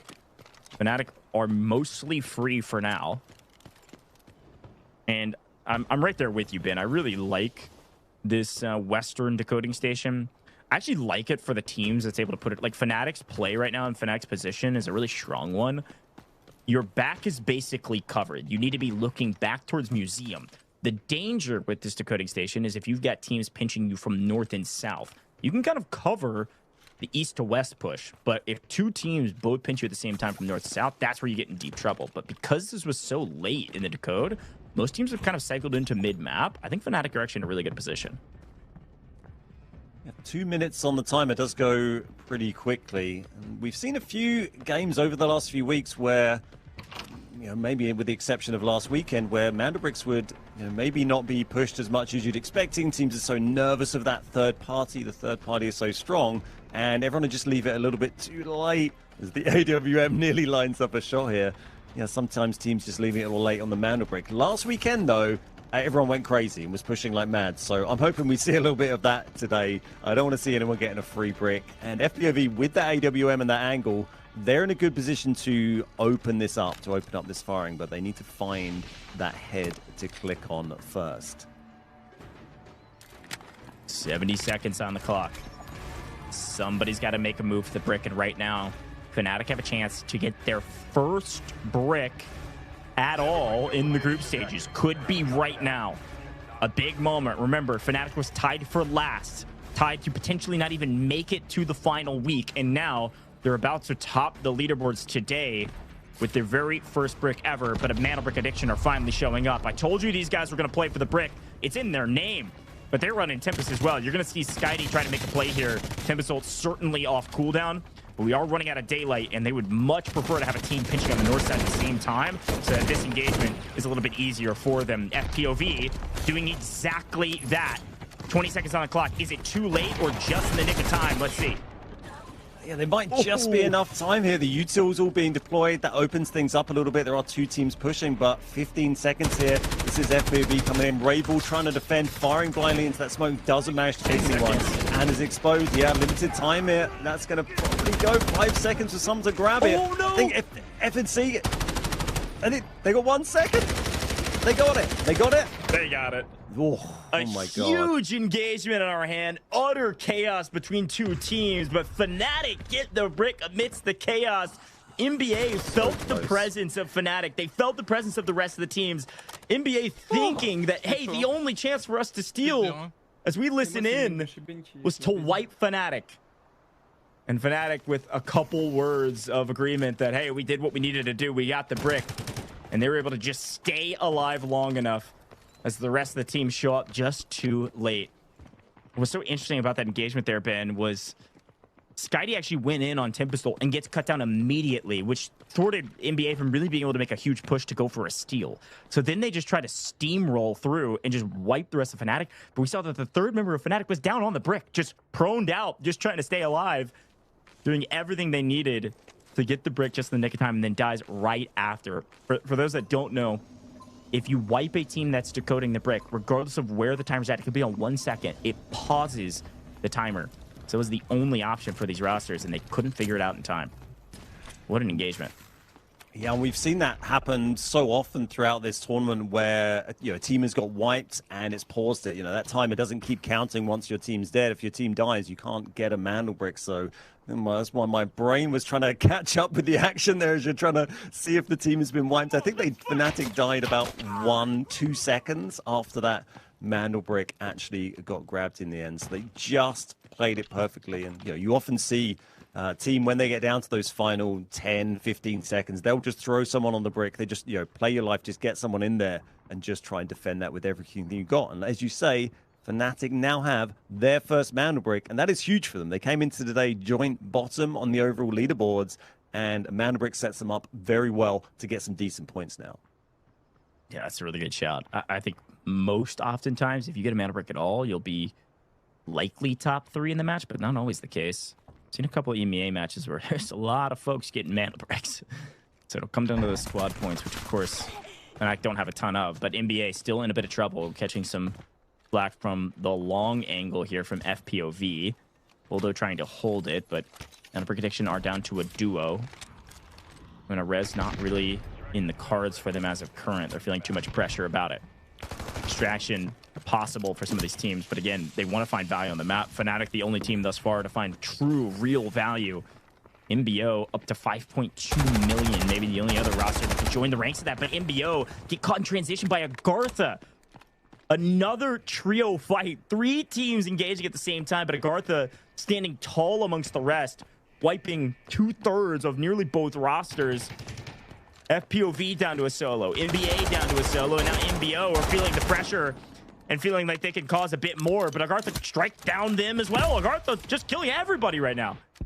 I love to see it, and remember, the Mandelbrick's out, but it doesn't mean the round is over. There's everything to play for. Well, maybe not everything except a Mandelbrick, but there's a lot to play for because those kills give you points on the leaderboard. They give you money you can bring in for the future rounds. So there's a lot to be gained. We've seen matches in this tournament where Mandelbrick has been extracted, even when the match has been won with a second Mandelbrick, and then another team has gone on, got a bunch of kills, and pulled themselves really far up the leaderboard. So every single kill, especially, is super valuable. And we got 3 more minutes here for Sky to try and get some more, but he's all his own. Oh. Does get knocked there. He's got to get the finish. Picking up this kill could be huge, but I don't think he's going to get it. That is a trade happening as we trade POVs. Got one knock, doesn't get the full, which means the MBO down to a solo. AGARTHA still on a duo, but FLOORPOV back up to a trio. And they may just be going for the extract. Trying to get out of this map as a full team of 3 is a huge value add if they have some decent value thus far, which it looks like they have some at the very least. MBO, Matthias trying to figure out, do I want to stay in this engagement and try to play in what could be a 1v2 in the last 2 minutes? Or do I do something else? One player going to leave out through the north with a majority of their value. FLOORPOV likely leaving. I think I saw it there in the inventory. Will leave the map. Yeah. FLOORPOV looted it. They tried to use it, but they still got a couple more shots. They're going to use it for some future rounds. The other two going to stay on the map here, Ben. Try to figure out what they can find in the last 80 to 90 seconds or so. Yeah, just 1 slot available at the bagless extract there. So the AWM has been sent out. It's what we missed from game 1, so they can now bring that into a game of their choosing further down the line, which would be great to see. And they got 2 players still on the board. The lever obviously has been pulled, and we've got a little bit of time on that. Yeah, there is enough time for that to go. So there is an opportunity here for one of our teams to get out with some value here. No one's carrying a crazy amount. I mean, MBO 5.6, but as we've talked about, those kills are what you really want. MBO going to get back up to a 3-man here. FPOV just 1 kill for those guys on the board after getting 6 in game 1 today. There's plenty of opportunity to pick up some more from Blake and Yersite. They get stuck in here, but they will be outnumbered when they do that. It's funny swapping over to EMEA after casting all of Americas. I had to keep reminding myself of our group stage leaderboard because we've got Fnatic with the first brick, and we've got FPOV who have been slaying out the lobby. Folks, these 2 teams have a total of 5 points throughout all of our group stages games thus far in 3 matches. And these are our top 2 teams. But AGARTHA and MBO still left on the map, trying to get into an early engagement here. With 30 seconds on the clock, the first blood does go to AGARTHA. MBO going to pick up that player and get right back into the action. FLOORPOV trying to join as well. Another 3-team battle, one that FPOV is just trying to grab some extra points in the final 15 seconds. Yeah, it doesn't look like anyone's going to be able to stop AGARTHA getting their 2 remaining players out through the extract. Will we see anyone pick up a final kill? I don't think anyone's got time now to get a kill and a confirmation for a final point there. And that is going to be Team Fnatic taking a brick, and that is a huge result for them today. What an interesting map. So many things we could break down. One, like you said, Fnatic get the brick. Very well done to just fortune favors the bold, just go for it, right? They just plant that brick immediately. They've got presence on the western side of the map, and everybody else is around mid-map, so they found themselves in a good position, and nobody was able to move fast enough. But at the end there, why are we not seeing those two teams full send AGARTHA? You've got 10 seconds left. You might as well. You're not getting out either way. Yeah. Crazy stuff. But regardless, Fnatic, best team because they get the brick. They did end up finding 1 kill, which is nice. That's a kill point, plus another 800K, plus near $1 million that they were able to pick up on the map. So good job from these guys to find some value. But again, Mandelbricks are the first delineator on our leaderboard. They're the first thing anybody's ranked by. So regardless of any points, Fnatic going to be at the top. But it's AGARTHA that find themselves the big winner aside from the brick. 5 kills plus 1.8 mil. Really well done from them. And the fact that those 2 players also got out of the map bin is a bit ridiculous. Not contested. Nobody wanting to maybe give away points. That's the only thing I could think of because nobody else got out. And great work from AGARTHA there. It's good points, good kill points, and good squad points, good value points as we see AGARTHA taking the top 2 spots there, or 2 kills each for a couple of them, and 1 down in third as well. And this is the damage. We see Nas from AGARTHA taking top 6AA, then NBA Uvelier in second, and AGT Yaku in third as well from our top damage dealers. And this is going to be our top assisters, just 1. It seems to always be 1 assist for all our players going into these. But yeah, great work from AGARTHA. It's good points on the board. They still need to get a brick, obviously, but plenty of time to go yet today. Yeah, and FLOORPOV, they do get obsessed out, so nice job there, 1.8 mil. That's likely our holder, but AGARTHA's Nas going to pick up 2 kills and assists and plenty of damage, plus some assets gamed. Really well done from these guys to strike while the iron's hot. I say that the phrase often, but for this map in particular, they did a great job of that. They found kill after kill after kill on different teams, catching them in rotations. Really good job of picking up the right intel at the right time to find those extra kills and then still get out of the map in the final 5 seconds. Ridiculous. You can see it down below, folks. Drop a follow on all major socials here with Delta Force. We've got esports accounts. We've got main social accounts. You can stay up to date on all info, all things Delta Force. And of course, go download the game, get your hands on it. It's so dang fun. We're going to take a very short break here in the booth. When we come back, it's going to be our last eco round. It's going to be Tide Prison. It's going to get real sneaky. See you in a second.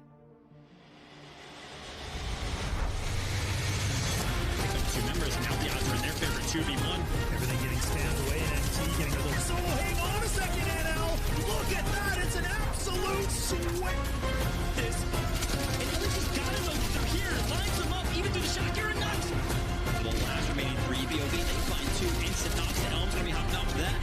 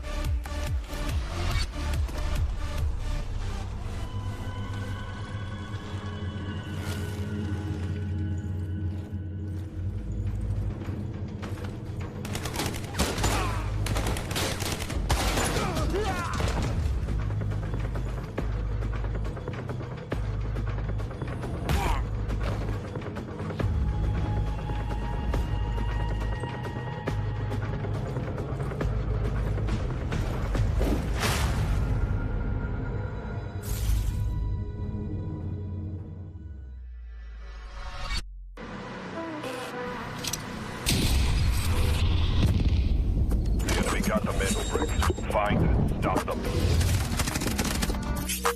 Mandelbrick decoded. Nice work, operator. The time to strike is now. Do not let me down, operator. Decoding has begun. Defend the area.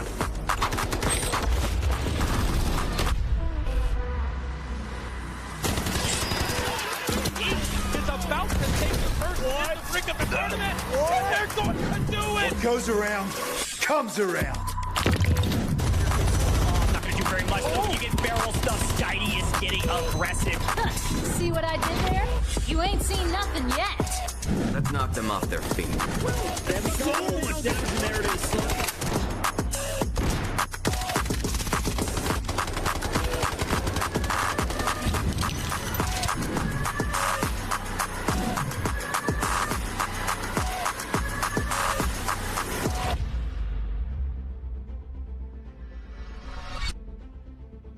Welcome back, Delta Force Rise Series Day 1 of Week 3 here in EMEA, and we just wrapped up Game 2 Brakkesh and Fnatic. A bit of a free brick. Now, if you watch the replay back, you're like, a free one? Well, yeah. Yeah, there were a lot of fighting, and yeah, they died right after, but nobody contested it. Nobody stealed it, and the teams that did contest it finally at the end were just too late. And so we see Fnatic at the top of our leaderboard because they've got a brick, even though they're way down there in the squad points category. FLOORPOV is still maintaining second place, though, after another nice slaying out map. Yeah, and we've seen a lot of this throughout the event where teams have been getting a lot of kills but not securing bricks, and hopefully we're not going to see that again from FPOV. They got a lot of kills, they need to add a brick to that like we've seen Team Fnatic do. But we're going to jump over to Tide Prison for game number 3. This is always an interesting one for operator picks. We've seen a few double Nox picks. I wouldn't be surprised to see that come in again. And probably no one going to commit any of their top tier operators that they're going to want to use for Mandelbrick. You're not going to see Tempest being played on this, but you'll see people taking operators often because they need to use smoke. Actually, no smoke on team. This is the Hackclaw double Nox. We've seen this used a few times so far, but yeah, oftentimes when people are picking teams, they're thinking of who's got smoke, who's got aggressive utility, who's got the ropes, obviously, when you're trying to get Mandelbricks. All things players keep in mind when they're choosing those comps. And it's always different between, the eco rounds and the brick rounds, of course. Yeah, definitely worth mentioning. I want to bring it up here to Tide Prison and spawns, folks. For those that don't know our spawns, the way we predict these, the only rule of spawns is that you can't get T1 spawns back to back. Those are the red tier 1 spawns. And so it's actually nice to get a tier 1 spawn on Brakkesh because it means you won't get a tier 1 spawn on Tide Prison, which means you could get a tier 1 spawn on Space City. I know it's a bit confusing, but if you get a tier 1 spawn on Tide Prison, yeah, you've got a nice position on the map. But it means you won't have tier 1 spawn going into our next Mandelbrick round, which is arguably much more important. So something to keep your eyes out for going into this one. But Tide Prison, there are some important things on the map, let alone that you need to just go wipe the lobby and hopefully get some kills so you can get your money up as well as your points. The other thing to bring up is our GTI supply mission. That's how you're going to get your high caliber weapons or your M82. You get some red gear hopefully as well. But in general, you're going to see teams go and play around those missions. There is a second airdrop, which will have those reds and golds that we've seen, some of just the casual loot, fossils or otherwise. And so those are kind of two of the main fights. And then, of course, the other fight that always happens is going to be around some of these extraction points. Tide Prison is a map you do want to get out of if you're not slaying out the lobby, especially if you can protect some really high-value loot like that high-caliber weapon. So fun things to talk about, but usually this map will play fairly slow. Creepy crawly, sneak around corners, Noxels. You all know the drill. So be prepared to lock in and cast what feels like a bit of a documentary until the final 5 minutes where all hell is going to break loose. Well, I'm hoping that we maybe see, some of our teams come out a little bit more aggressive than they might normally now, especially those teams that don't have a brick so far, which is most of them. Team Genius got knocked or wiped pretty early in that last game. Didn't manage to pick up kills in game 1, didn't pick up too many in game 2, so they're going to have it in their mind that some of the matches in this event so far have gone the distance and just been a draw with 1 brick, and then after that, then it goes to squad points, and a lot of that's dictated by kill points, so they need to start picking up some points on that board. There's a lot of Mandelbrick still to go today, of course, but you don't want to drop too far behind on that squad point leaderboard, because if you get a tiebreaker, then you're going to be way down behind everyone else. Yeah. It's super important. Here we go. Round 3, folks. Lock in. Let's see what these teams are able to do. Quick look at the spawns. Could see an early engagement on the northwestern side of the map. NBA sprinting down through the south side of the map, trying to get some intel, figure out where everybody's at. Genius. Southeast. Potentially going to be engaging here with FPOV around the mission. On the south side, Wardens. And then over in the northeast, it looks like NBO going to take things nice and slow and not engage with anybody yet. But AGARTHA on main here. Upper, middle, north side of the map. Looking just for a bit of intel and hopefully a bit of loot. Double Uluru for NBA there is a little surprising as we see our team's loadouts they're bringing in. Not huge surprises there. Lots of purple. Keep in mind, sometimes these might look a bit strange because a player might bring in something for another teammate. If they have individual money, you don't sort of share the money between the team, right? So they might bring in a vest or bring in a gun or bring in ammo if one of your teammates has been, the money maker so far. So always worth keeping in mind. Also, some of these players are going to be carrying spare vests, stuff like that. It's been really interesting watching some of these players scrim recently, and just seeing how they do it behind the scenes has been very enlightening to watch. Yeah, and FPOV and Genius, as expected, are the first bang-out fight. And Genius caught the better of FPOV, who maybe rotated a bit too fast for their britches, but we'll see what they're able to do now in a 2v3. Potentially just throwing some smokes and some Gizmo util, some Hat Claw util to try to get the body, but a responsive util means FPOV gonna have to back off. They're feeling a lot of pressure and would love to get their third up, but it doesn't feel like it's in the cards. Tricky spot for a res there. You can just see Team Genius just sitting there lining up. They've got double knocks to throw those discs in as well. It's going to make that very hard work, as we all know those discs are pretty difficult to deal with. And on top of that, they're just going to steal the body as well and make it even harder. So I think that's going to be just Blake and Yersai playing for FPOV for the start of this game. These are our two tier 1 spawn teams, by the way, Gen and FPOV, fighting down in this sort of south central area. As there are other teams that just roaming around their map, taking their time, as you might expect. We've got a little bit of time, couple of minutes till, 4 minutes actually, till the first airdrop. So it'll be interesting to see if someone tries to make a play for that one. Definitely possible. Your drop will be a little bit later. GTI supply mission will open up here in about 2 minutes. That's an important one. You see that over by Wardens. That's going to be where Genius is. Otherwise, it looks like AGARTHA's got some intel that MBO is in the area. So could see Nast here, who's kind of been a difference maker for this roster, not only today, but just in general in group stages. Big standout individual performer. Playing the support role of Toxic, but certainly has the gunny. Not feeling like he has the gunny enough to take down a full team of 3 storming down the stairs, if that's what it is. So backs up to play it safe. Util comes out. As per the usual, Thai Prison, got to take some of these engagements slow. CQB fights, playing around stairwells, very difficult if you don't have the advantage in the engagement. And I would argue AGARTHA certainly does not. Both teams know each other are there, and one team's got the high ground. It's easier to shoot down than up. But we'll see what happens. No trap to be set now. They know they're there, but it's a pretty aggressive lineup, pretty aggressive roster from AGT there with the Toxic, the Gizmo, and the Nox. There is a lot of stuff to throw at the enemy there if you get them in the right situation. Not going in with the traditional recon setup. Not that you see a ton of recon. We do have a couple of Raptors being brought out, or 3 Raptors and a couple of Hat Claws in there. AGT not worrying about that one, as we can see FPOV there. I think it was Obsessed that we saw drop early. They have now bled out. They got the little cross over on the left. That means they are out. They're not going to be playing until the next round.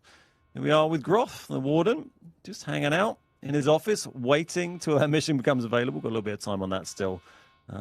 Keep an eye on Kilo here with the AS Val. A lot of Vals being run. It's a great gun at this kind of range. Close engagements in prison. Yeah, definitely the meta weapon for prison. Genius continues to find a bit of value. You can see on the left-hand side, 2.3 million in profits already. Fnatic still holding the top spot because they've got a Mandelbrick. Otherwise, everything else sorted. In this map alone, we're going to open some safes here. See if we can get some good pulls while the mission is available. Genius will almost assuredly grab that in just a moment. And we're going to loot up and see what we can find across the board for all of our teams. Again, this is an eco round. We want to get our economy up. Kills is one way to do it. Supply points another. For those that missed at the top of the show, supply points plus kill points are your squad points. That's going to be technically the tiebreaker if you are tied in Mandelbrick. So everything's sorted by Mandelbrick first, then squad points. The supply points portion of squad points is for every 2 million asset value that you've got in your stash, including your Technic Alloy. It's how that is calculated. So I do want to bring back up that, yes, eco rounds are important, but these kills that may happen in just a moment between FPOV and Fnatic, they're a kill point plus 800k. A ton of value. Maybe 3-team fight with NBA in the area as well. You see those reds pop up, and you might get excited seeing the red DVD or disc pop up. Experimental data worth a couple of 100k, but 4 of those, 1 kill is worth 4 of those. So kills very much our team's priority. As we see the Raptors having a little scout out for NBA here. They see the lasers that our teams have to try and avoid, or they're going to take a bunch of damage going through there. That's Uvelier, SkyT, and Bordeaux from our team there. This is DJing over on SSC, FNC. One of our many Noxes we've got on side here, just moving around, but still, no serious engagement since that early one between FPOV and Gen so far as we approach minute 10, and that's when we're going to see our airdrop in about 40 seconds time.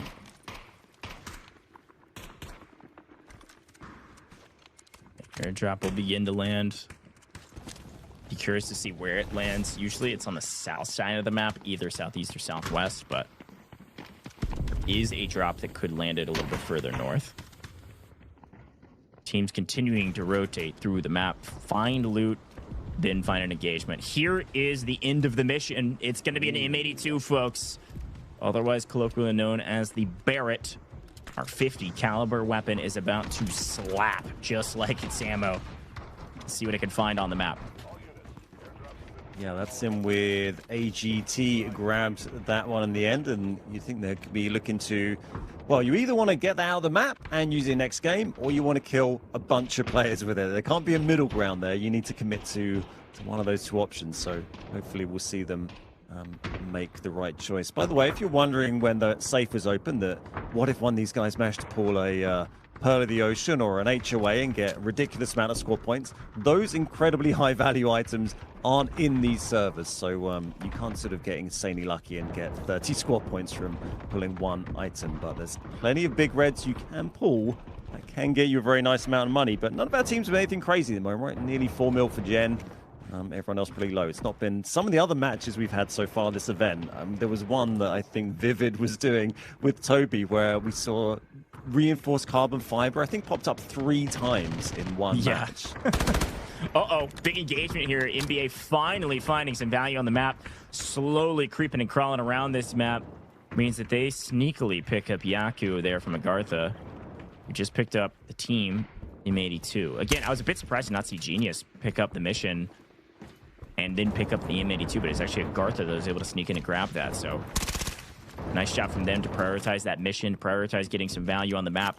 We'll see if they're either able to use that value to help save their team here in a 2v3, which may turn into a lot more if they're not careful, or elect to try to get out with it. The Gizmo util is landing, which will give AGARTHA just a moment to do a little leapfrogging and bring the body to a bit of safety. Uvelier not happy about that one, but Gizmo is such a funny operator because it's one of those that when he first dropped, not a lot of folks were thinking about him in regards to the esports scene. So valuable for moments like this, so valuable for moments around the brick. Netting somebody can be the difference maker in you winning and losing the engagement, but MBO almost lose one as FNC is able to break out the net quickly and are going to take this engagement. Chow 1, maybe Chow 2. No, don't get 2, but able to trade 1 out. Where's your team, though? As a solo, Djaim able to only take down 1, but still in a great position. That Ego Chow catching MBO by surprise. Super aggressive there. I think all 3 of them were in the room at the time. Still managed to pick one up. It's pretty good going from Djaim there. Does have to back up in the end. This is the enter drop. There we go. This is Rainbow picking up a great one, but a drop back. And Matthias dropping MBO, dropping like flies here. Just one left, just knocks. It's Cook and on very low HP. MBO with a great play to trade 1 out, but just gonna lose the numbers game there. Oh, and gets shot from up on high. Here's the problem with Tide Prison, man. There's so many of these tiny, sneaky angles, and AGARTHA just barely sniffed him out down below. Hearing all the gunshots, everybody looking to get involved in it because they want to find some value on Tide Prison. Here's where you get your eco, folks. It's time to find your kills. Genius feeling like they're under pressure and under fire. So they drop down, trying to play these stairs effectively to stay alive. And with Fnatic only as a team of 2, they can't afford to overextend here. And they can just back up and go get the res on their teammate. Or can they? Kilo read this, immediately rotates around the backside, trying to prevent this res.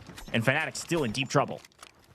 Such a tough place to fight here. There's so many levels, so many angles, these tiny little rooms. You often see our players sitting in and holding those angles. So it does look like Gen have managed to block that res. They blocked that body and looting away. But good initial defense there from Fnatic when they got pushed by Gen. They got good util onto them, dropped their health, pushed away the first push, but in the second reposition from Gen as they came up near the body there, just kind of blocked that one off as we join them. Still 3 up, just the 1 kill on the board for Gen as we see our airdrop. This is one that's just sitting over on the west side outside. Looks like it's going to be FPOV. Going to get access to that. They're just going to go up the zip here and move around and grab that pretty uncontested. Pretty much the only team on this side of the map, actually.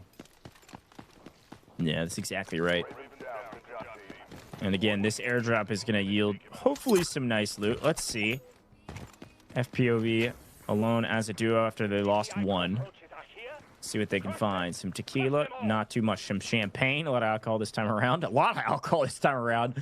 But a mantle and cup, not too great, frankly. I know we love seeing reds. I know we love seeing some champagne, and that is celebratory in many maps, especially in pubs. But here in the esports server, 2 million supply points, or 2 million in stash value gets you a single supply point. So not even getting 1 point out of that airdrop. It's not great, but we'll take free loot when we can get it. Now 300k, 2 slots, 150k a slot in your safe box. It's not a huge amount, but we all like to see a red.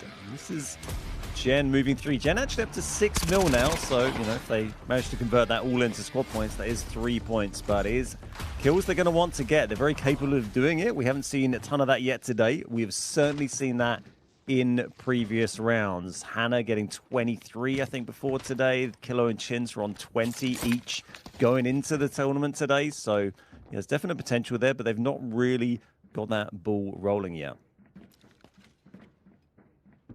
EMEA, the only team full wiped thus far.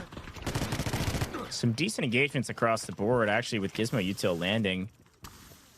AGARTHA was a bit closer. They're actually going to full swing, and they red Skydie immediately. Yaku with an unreal chow over the top. He was on a heady, too. Was still able to cut him down and get the cleanup. AGARTHA are shooting right now.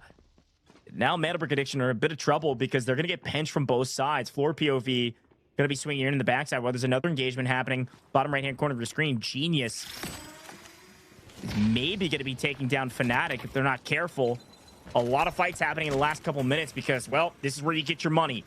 Fnatic able to answer back on, looks like maybe 2/3 and maybe all of Genius. No, Genius down to a solo. Kilo last alive. Having to play as a solo against 2. The util lands and Fnatic strike again while the iron's hot and win a huge engagement with the team at the top. Fnatic winning today and winning that engagement. Bottom of our group stage leaderboard. Really well done from these guys. They've been in the lab and it's paying off. Great to see them getting it together. They've been fragging the whole tournament, but not getting the bricks. Now they got the brick and getting the wipe on Gen there. And I think they had some kills before that as well. So this is going to be a really useful round for Fnatic. You know, the next team to get a brick in one of our later rounds is only going to put them equal with Fnatic. And if Fnatic have the bonus squad points on top of that from these kills and from that value, that will put them ahead of them. So, yeah, great work from Fnatic there. Just with 2 players still as well. AGARTHA with 3. NBA probably don't have a chance of that revive. That was Skydie we saw knocked with that crazy shot just a minute ago. As we've only got 3 minutes left here. Not sure anyone's worrying too much about extracting right now. I don't think so. I'd be curious. AGARTHA may be the only team that should think about it because they've got the M82. It looks like Juvelier's dying to the map. NBA got wiped. NBA got wiped by the Elite Warden Guard. Oh, no. A brutal end to NBA as Genius are ended as well from before. What a wild engagement. down to a total of 3 teams. An FPOV, a duo. Fnatic, a duo. And it looks like Bane may be swimming down. Yeah, that's exactly right. Going to be swimming down to take the extract and get out of the map. So they'll probably be the only player extracting, as AGARTHA, yet again, being a team that's choosing, hey, we've got a high caliber weapon, but we want kills regardless. We are not going to spend the time to get out of the map. Bane will take this extraction, so they can't even take this free extract. So they're going to have to stay. And you better get some value out of that gun, or that is a lot of value wasted. You're not really seeing it be used so far, unless we've maybe missed a clip there. I wonder if it was with one of the players that's dropped. No, they do have all 3 players up, so yeah, it's definitely still in play. There's Yaku being dropped by DJM, so that is going to bring down to just 2 players now. 2v2. No, 2v2 coming in. They both jump round though, and that is the wipe there. Just AGARTHA and FPOV now left on this map. We got 90 seconds left. Here's FLOORPOV Blake trying to find their first kills of the game, but the smoke just in the way at the moment.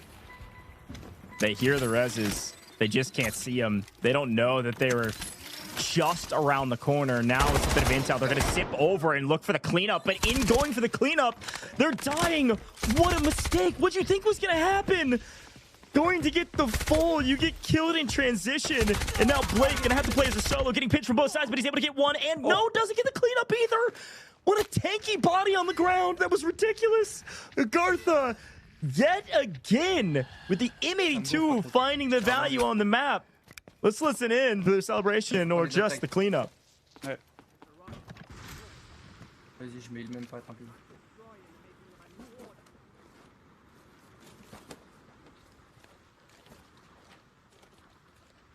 Si on prend le duck tag de Yaku. Je pense que ça marche marche pas. Attends, je crois que je vais les prendre studio. Et attends, tu l'as tué où le mec? Il est en bas. Ah, mais si tu es à droite. Il y a celui tout au fond là-bas. Ouais, vas-y.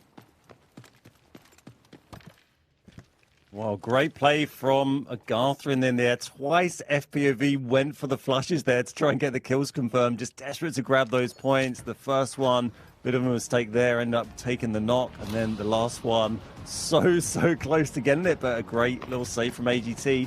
That gives them 6 kills, I think, for this round, which is huge points. They're lacking a Mandelbrick, but great result in the end there for AGT. It shows the value of, you know, trying to get those last kills. Always keep fighting, always keep trying to get those kills, and you might find yourself with a bunch of points. 2 little points they got right at the end there.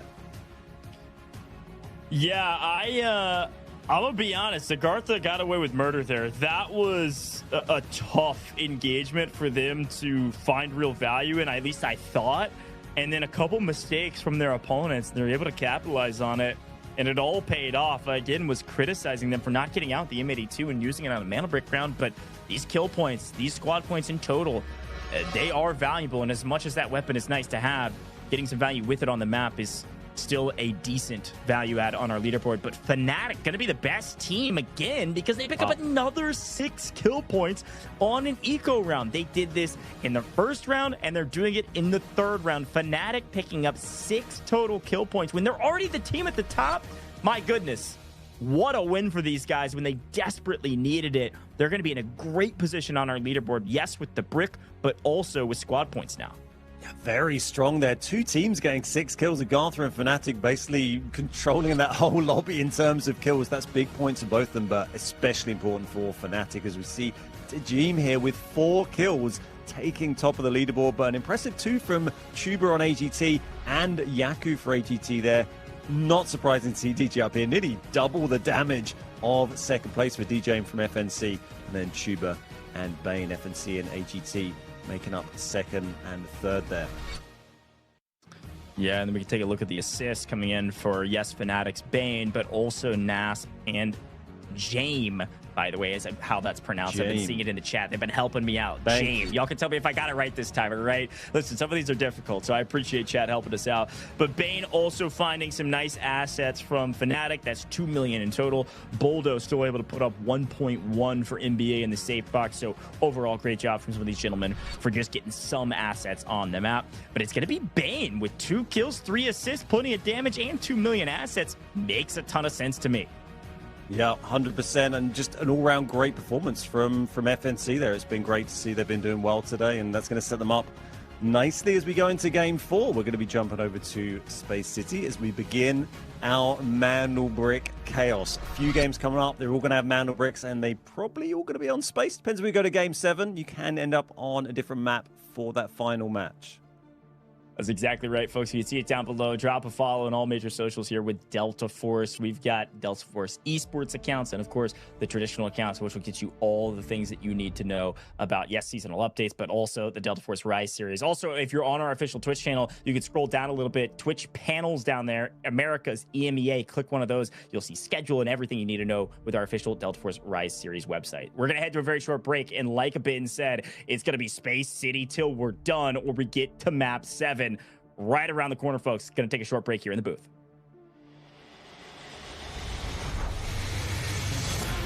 Two members, now the odds are in their favor, 2v1. Everything getting spammed away, and MT getting a little solo. Hang on a second, NL. Look at that. It's an absolute sweep.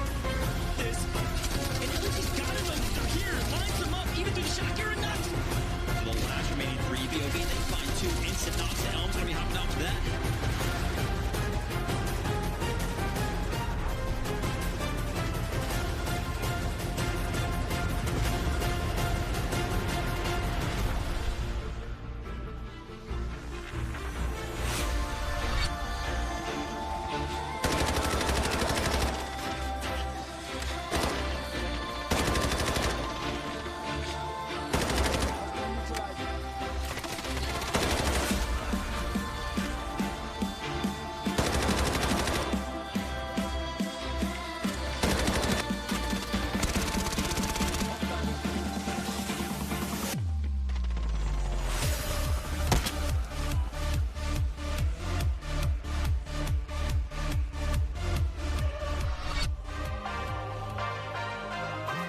Well, I'm SkyT, I'm the captain for NBA team. Yeah, I've seen some like early footages for Alpha or something like that, and I kind of like the gunplay, I kind of like the movement, the abilities, everything, so it was interesting, and I tried it right away when it was launched like in open beta or closed beta even, I don't remember. I'm playing with Juveler and Boulder. Juveler is more like support, kinda. He's playing on smokes usually, and Boulder is playing mostly on operators with utility, and he's more like an anchor. He's defending Mandelbricks. He's trying to support me when I'm trying to kill. With his util, he's throwing like lure mollies to finish them off and stuff like that. I think over time we're pretty much tried to be more flexible. We started to try new stuff. We are not only strictly playing for Mandelbricks now, I think.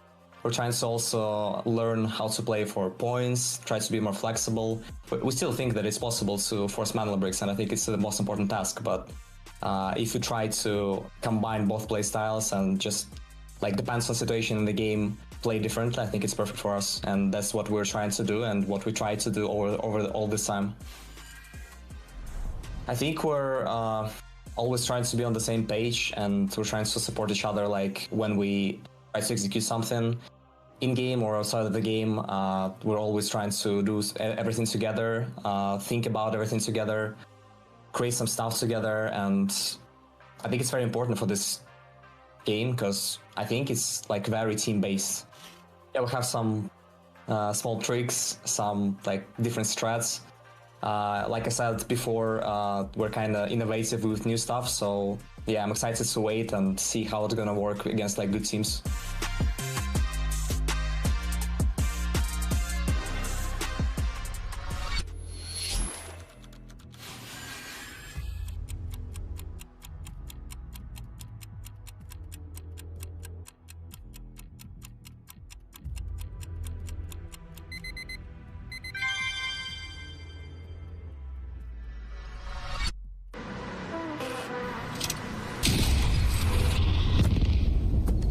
Got the Mandelbricks. Find it. Stop them.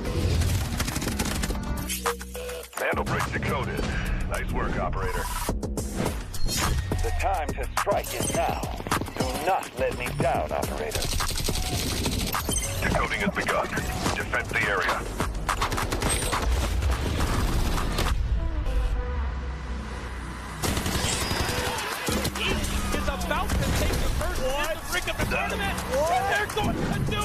goes around, comes around. Oh, not gonna do very much though. You get barrel stuff. Skydie is getting aggressive. See what I did there? You ain't seen nothing yet. Let's knock them off their feet. There we go. Much damage, and there it is.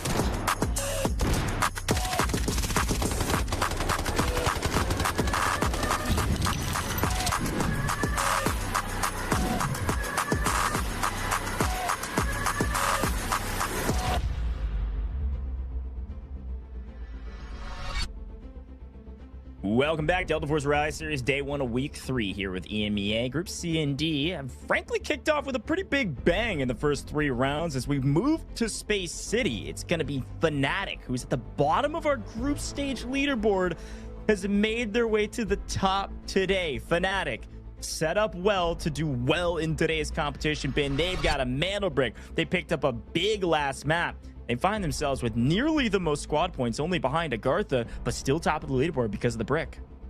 Yeah, that brick's going to be huge for them, but just overall been a great display from Fnatic so far. AGARTHA also been strong, 20 squad points, the highest squad points, but they will need to get a brick to get ahead, or at least equal to Fnatic on that leaderboard. Quite tight between those teams there in squad points, but number 1 and Genius just a little bit behind there. But we have seen some huge swings, particularly on Space City. If you end up getting a brick and wiping the lobby, I'm not saying that's easy, but we have seen that happen. When it happens early enough for them to get a full extract, they can take out a huge amount of value, get yourself 5 or 6 kills, suddenly your squad points goes through the roof. And we've seen Team Genius do exactly that in previous events.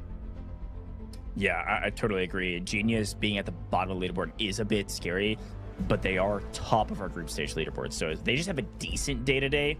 Like you said, they should find themselves still on top, and they could even still win this competition. You never know, but only 3 kills is wild. Now, I think for the rest of these rosters, it is cool to see, again, FLOORPOV having a pretty solid day as well. They find themselves in 3rd overall going into Space City. They've got 13 squad points, pretty decent on the leaderboard, technically winning that tiebreaker to maintain 3rd over 4th. But moving into Space City, like Ben said from before, it'll be Space City until we're done, unless we get to round 7 and the team in last place decides to choose Brakkesh. If they do choose Brakkesh, it'll be the same Brakkesh we played in round 2. It'll be an airdrop and a Mandelbrick, which is a fun little inclusion that you could find in the last map of the day, which is hilarious. But as we move to Space City, it's time to talk operators.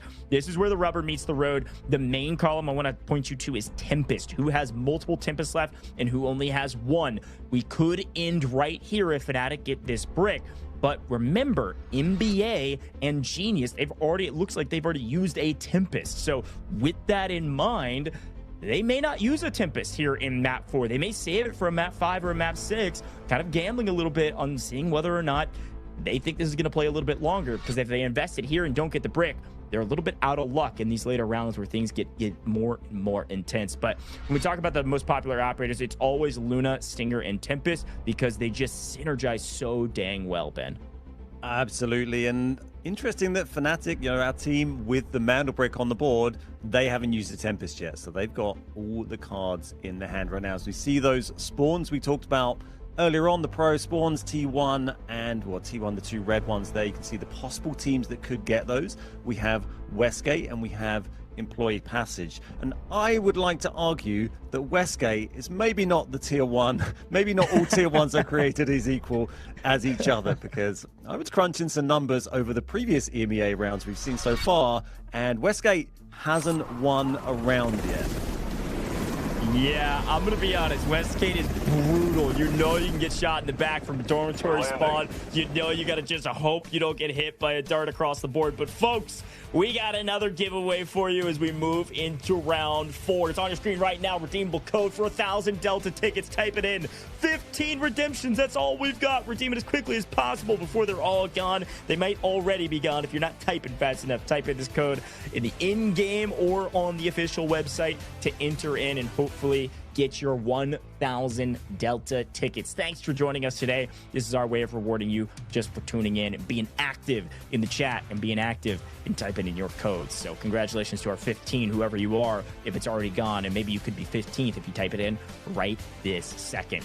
Space City time though. Ben, Luna, Stinger, Tempest, gonna see a lot of them. Let's see who's running the the kind of best comp in the game, if you will, when it comes to Space City. It looks like FPOV is, a couple other teams, NBO running that exact same, but the rest looking to hold on to their Tempest. Only half of our rosters will be running Tempest this rep. Fnatic choosing not to bring in a Tempest as they lose one on the way in. Yeah, we see this happen so often, and Gen are going to push that super hard, especially knowing that Fnatic, you know, team with a Mandelbrick on the board as well. And yeah, just we were talking about this push in, you always see this happen. You know, the team from Dormitory, they were watching that. They know where to fire their util, but looks like they've picked up the body to move back. Going to try and defend that. And, you know, Gen have got to be careful. They want to take advantage of the situation, but we also see them make a couple of little mistakes and drop out early in a couple of matches over the tournament so far. Here we go, folks. Already, the brick has been grabbed, but there's utter chaos happening around us. Of course, the map important. You can see that Mandelbrick Addiction has already grabbed the Mandelbrick and is running for the hills. And in the meantime, a big engagement because Fnatic still trying to get through from Westgate into mid-map are still being held. Genius hot on their tails. And AGARTHA able to get their res. So nobody down a player yet, as both teams that have lost one have picked them up. But Fnatic, feeling the pressure, are running as far away as they can. So these engagements are so important because Fnatic's the team on match point. They're the team to close it all out right now. But in the meantime, Mandelbrick Addiction, they've already started the decode. We're already on the map getting this Mandelbrick going, and these teams are fighting outside of the Mandelbrick spawn location, outside of the decoding station. This is great news for Mandelbrick Addiction. I'm not sure I've ever seen everything happen so suddenly and fast at the start of a Space City game, as we see another knock coming across on the half of AGT versus Fnatic there. They played well to get that revive after getting hit early by Gen as they're coming through Westgate. Well, they have lost another one here. This is AGARTHA coming in from the other angle here. They might find themselves pinched. No, Gen have moved away into buoyancy, so it is a fair fight here, but AGARTHA have the numbers. And as Gotaga was just saying, Team NBA, while all that was going on, they ran in the middle there. I think they had a quick engagement with AGARTHA, maybe picked a knock there, grabbed that brick, and they've got it straight on the decode station. And they actually came down from Central Command, which I think is one of the strongest spawns you can get. We often see teams get right onto that brick quickly with the Central Command spawn, move across the zips, get in the middle there. Yeah, they also take down a member of Genius as they're holding brick, so far, great things from Mandelbrick Addiction. As AGARTHA pushing up. Fnatic have read them immediately. Luckily, some bulletproof glass able to keep Raid Bull alive only by the hair on his chinny chin chin. 1 HP in a dream, but enough damage that AGARTHA are going to slow down and not sell. Hoping to push Fnatic and wipe all of them. Mandelbrick Addiction could have a crazy angle here. It's such a nasty angle. This isn't even their fight. They're defending the Mandelbrick, but always looking for opportunities. And I'm not sure Raid Bull will be super aware of that. Oh, no, he's going to take the shots on AGARTHA, and that is going to even up that fight, too. Actually, they've lost another one. So AGARTHA now down to 1. Suddenly, Fnatic have the numbers in that, but there's all sorts of other teams looking over and taking an interest. And this is going to be Yaku on low HP here, coming under a lot of pressure. I'm not sure he wants to stand up there. This is, again, best case scenario for Mandelbrick Addiction. They're all fighting off brick. So for the last 2.5 minutes, nobody's contested the brick at all. But here comes FPOV, thinking that they could slow roll up onto NBO, Timbersault or otherwise. Gets surprised, and maybe surprises NBO enough to where they don't feel like they can chow this. Yes, he's a solo. Front fragging, kind of playing aggressive for his team, but his team is there to back him up from these long angles. Now they're going to back up down ramp. Again, this is not the same side as the brick. Mandelbrick Addiction are going to get this brick for free if somebody doesn't change their mode of attack. I can't see this brick going to any other team right now. I mean, Gen are the nearest team, but they're down to 2 players. They do have a Tempest, but they're 2v3 on that brick. They did manage to just pick up the revive there. There's only 50 seconds left as we see AGARTHA. This is Yaku still fighting on their own. Actually gets one of FNC there, gets James. And down to a 1v1 in this situation, sort of, as they... that's Raid Bull trying to crawl around, get some incel there. That is Bane taken down in the end. So FNC out, Fnatic are out. It's not going to be their Mandelbrick. Only 30 seconds left on this, and teams just not there to contest. Gen are close, but it looks too late. Yeah, they're coming from the underground side, so I have to wrap all the way around. They're not going to have time. There's no way. Genius not even running Tempest, so, or is running a Tempest. Chins goes back. Pop the Tempest will just kind of swing around the corner, but get cut down immediately. This is a freebie, folks. This is what happens when a team gets really aggressive about putting this Mandelbrick down really early. They get the brick off spawn, they get over to the decoding station immediately and immediately drop it. Everybody else is in engagements they can't get out of. They're stuck in the quagmire that is a true 3v3 or more around the other sides of the map. And if they run, they get shot in the back. So Mandelbrick Addiction get a free brick. Great job from them. They're going to be joining Fnatic at the top of the leaderboard. 12 minutes still on the clock after that Mandelbrick decode. That is wild. They got that decoded so fast. And NBA, we haven't really talked about them too much today. We saw, SkyT picking up some good kills earlier, but maybe have been, a little bit off the radar. But they came into this fifth in the overall leaderboards at the start today. So grabbing a Mandelbrick, get themselves up there. They've got good squad points on the board now as well. That's going to play really well. They've got 4 kills as well also this game. That was the wipe on, they picked up on FNC, I guess. Yeah, they've got some heads popped there. Yeah, they kind of just had some nice long angles while they were protecting the bricks. So they were able to pick up a couple kills, which is super interesting. But, something else worth briefly shouting out. Not often do I say this, that being the dormitory team and being able to contest Fnatic, like Genius was able to, actually hurt them. They got stuck in that fight for too long. I mean, look at it. Genius has used, they used Tempest in Brakkesh. They're out of Tempest, and they did not use it to great effect. Here's an angle that Skydie was able to find from distance, as Bane frustrated about that one, not expecting somebody from ramp, even though they know that the Mandelbrick team is over here. They can see where the decoding station is.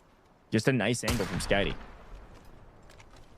Remarkably, we've still got full teams from 5 of our remaining teams. All 5 of our remaining teams. It's just Fnatic that have been wiped so far. 3 of those teams sitting there with Tempest, and they didn't even see the brick, let alone manage to get a hand on it and steal it or try and decode it. So kind of wasted Tempest there from FPOV, from Gen, like you were just saying, and from number 1 as well, as we see FPOV moving in. They haven't got any kills. They use their Tempest ult, because really kills is kind of what it's all about now for this final 10 minutes of Space City. Yeah.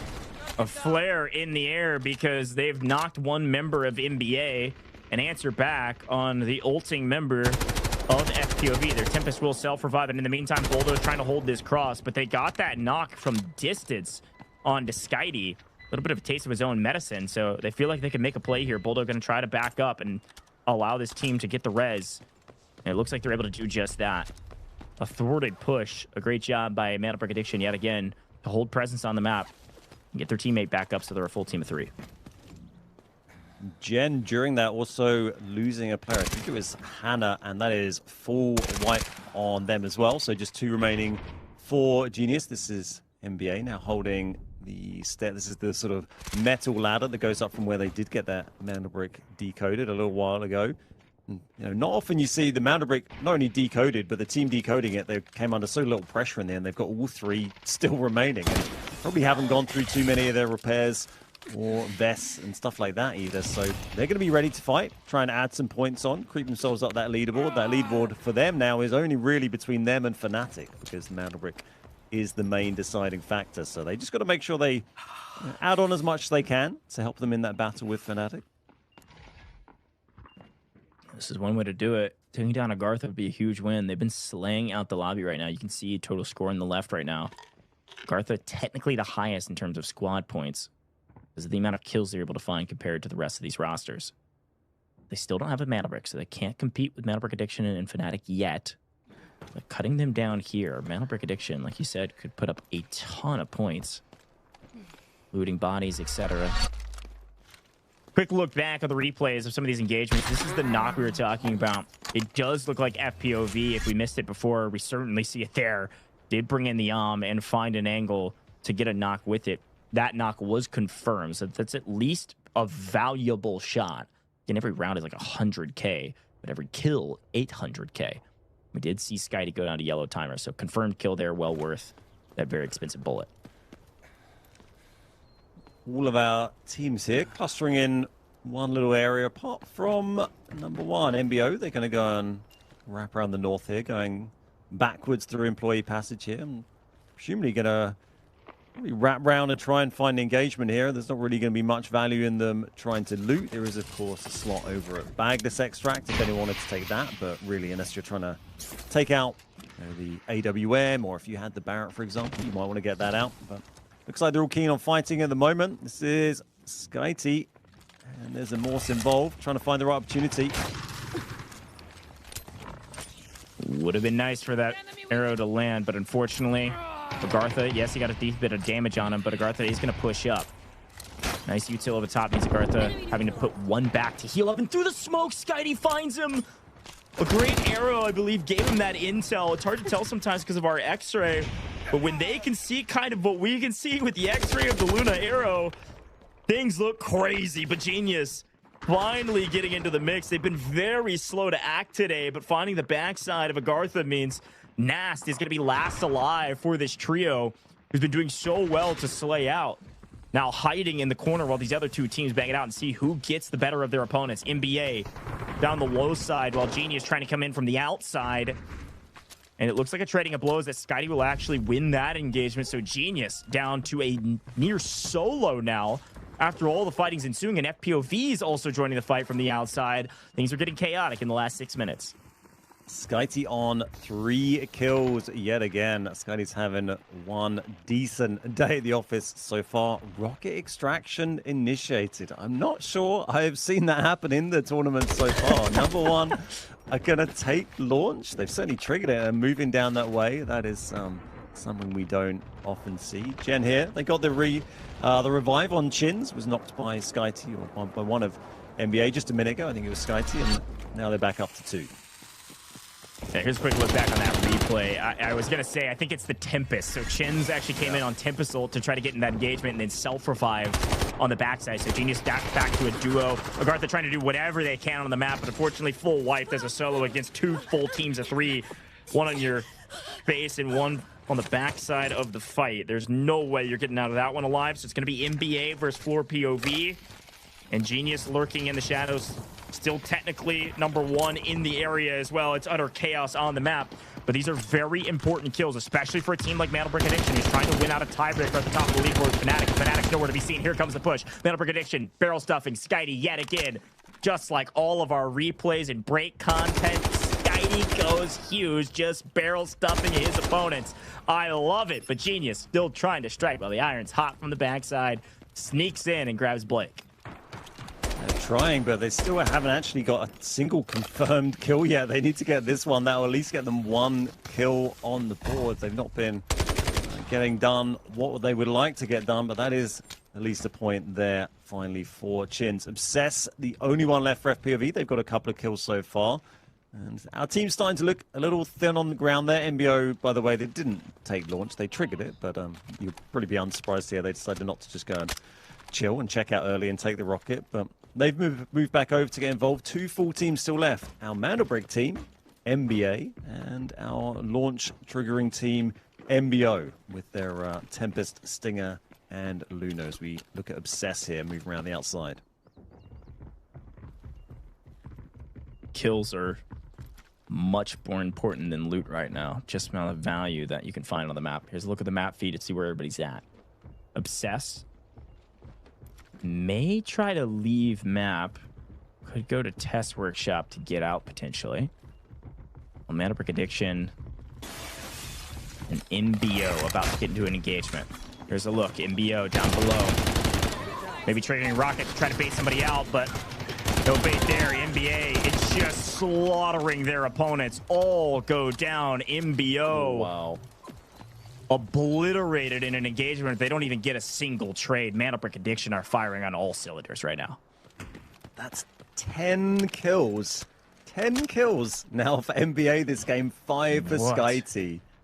That is absolutely huge. And yeah, we just got the solo of FPOV left. That was Obsess, I think, is probably going to go for bag. Let's take the test workshop extract now. I don't think, not a huge amount of value in that. I think it was Yersai who had the AWM or the Barrett, whichever big gun it was this game. earlier on. So unless they switch that somehow before the knock, then they're not going to get that out. But does it like he's going to go and take the extract. 2 left for Gen. They've just got 1 kill on the board versus NBA with their 10. So they might be looking to add maybe 2 more to that. Mandelbrick Addiction with a gigantic game. I don't think they're going to be able to get anybody out at this point, but may not need to. There's Obsess, Test Workshop. We'll see him leave in just a moment. Good job to protect a little bit of loot. I think Boldo is hoping he can get out of Test Workshop, but he's, I think, going to be just too late. Genius going to make him think twice. But oh come on. Uvalier, you got to relax, my friend. Won't get the full on that one, but either way, NBA... Oh, maybe they will. They're going back for this fight. They want these kill points. They want extra money. This is a huge game for them, and they want it to be even bigger. They know they're not going to get out of the map, so might as well stay to try to wipe Genius. And Obsess is going to stick around. Rather than take the extract immediately, he's going to stick around and maybe try to play for a camp of this extraction and pick up the solo that could be NBA coming their way. But look, NBA's turned around as a full team of 3 to take this engagement. I just love seeing the second on the minimap that you saw NBA pick up that knock. All 3 of them instantly spun around, started charging back this way. Yeah, two more kills they could try and get. They've got 1 minute and 20 to try and do it, as Obsess is still just weighing down by bag. Let's see if there's an opportunity for a kill. It's not going to come his way now. Everyone's fighting up in the core area. This is NBA just trying to find them. I think Chin, I mean, they're going to hold. They're not going to completely run away. Jen will be very happy. You know, Chin's and Kilo here to pick up any kills they can get. And sneaky position from Chin's here. Is Skyty going to fall for it? Getting util ready, I think. 48 seconds. Plenty of time for this engagement. Info is out. Recon arrow is landed. They know exactly where Chin's is at and immediately finds the angle over the top. Skyty is shooting nukes today. Wow. Down goes Genius. NBA pick up one of the biggest games I've ever seen. They nearly wiped the entire lobby and they get the brick. And the only player that will leave this lobby is Obsess. What a wild map for Mandelbrick Addiction. I think 12 kills. I think they've managed to pick up there. 6 for Skyty. Yeah, 12. I mean, there's only 15 enemy players in the lobby. Obviously, you can get points, you know, and someone can get revived after being fooled. But they're having a bit of fun with their recently acquired AWM. Wow, what a huge game from NBA there. I mean, unbelievable, folks. They got the Mandelbrick. Can I remind you of that? They also pick up 12 kills. 12 kill points. Just in Technic Alloy alone that they earned from the kills, that is another 9.6 million in assets going straight to the bank. That's another 4 supply points just from the kills alone, let alone what's in their safe boxes. And with the resupply that they get, holy cow, it's going to be at least another 5 supply points. That is a gigantic game for Mandelbrick Addiction. A huge boon for them to win out on some tiebreakers at the top of the leaderboard against Fnatic and set themselves up to, at the minimum, probably take second place if things go catastrophically wrong in the next couple rounds. I think the only silver lining is that at least they didn't get out of the map and they leave some of that gold armor on map. I mean, that's about all you can say.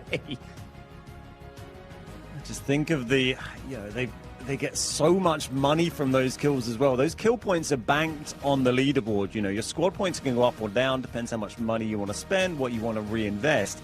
But those kill points, they're there, they don't disappear. So now they've got a lot of money they can play with as they go into these other games. And yeah, remember, they didn't even use a Tempest in that game to get the Mandelbrick. They just charged in there from Central Command, from a tier 2 spawn, or maybe a tier 1.5 spawn, and run in there, got that brick, got it on the decode, and uncontested. Our second uncontested brick of the day.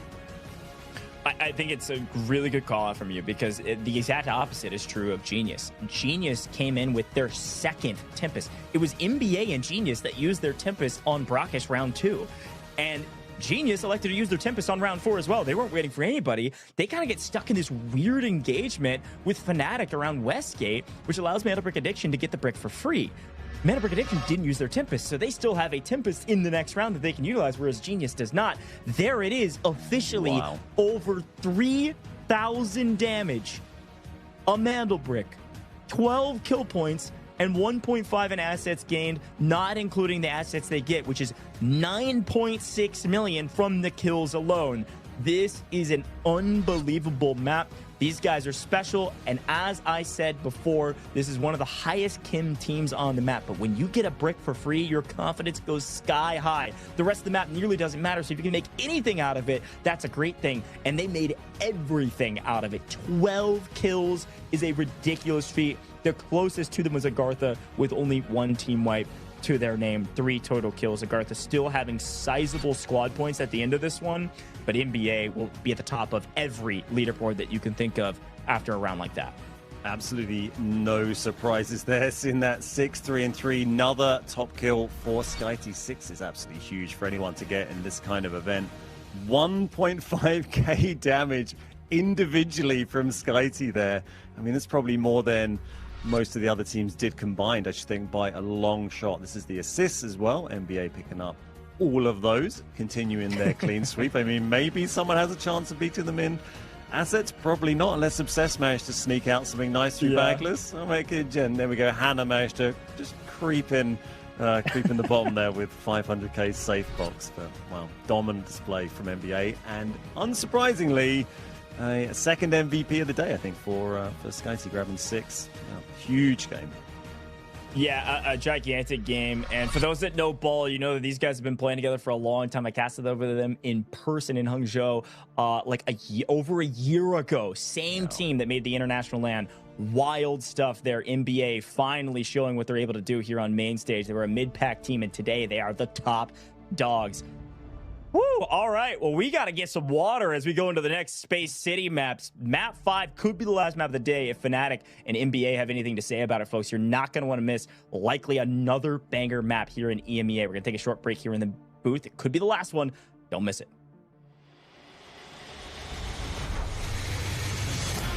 Two members now the odds are in their favor 2v1. Everything getting spammed away and MT getting a little solo. Hang on a second, NL. Look at that. It's an absolute sweat.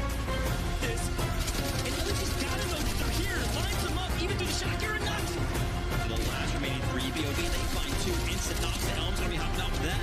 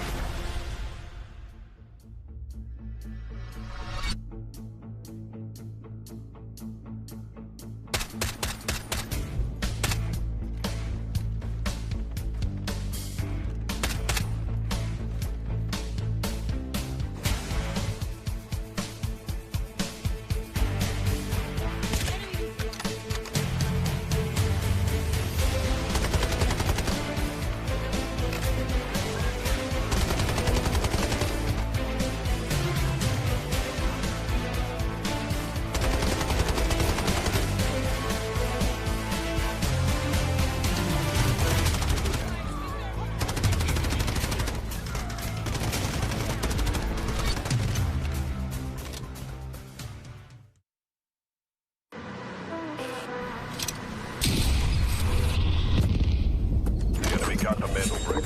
Find and stop them. Mandelbrick decoded. Nice work, operator. The time to strike is now. Do not let me down, operator. Decoding has begun. Defend the area.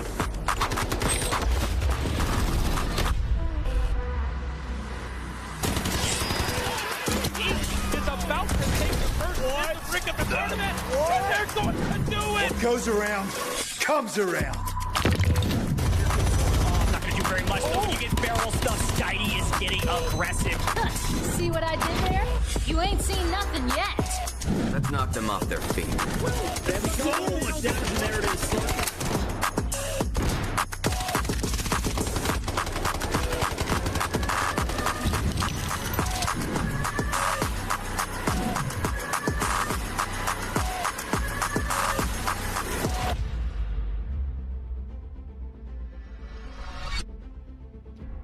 Welcome back, Delta Force Rise Series. It's day 1 of week 3 here in EMEA, and we just wrapped up our first Space City map on map number 4 of the day with Mandelbrick Addiction dropping frankly, a historic map.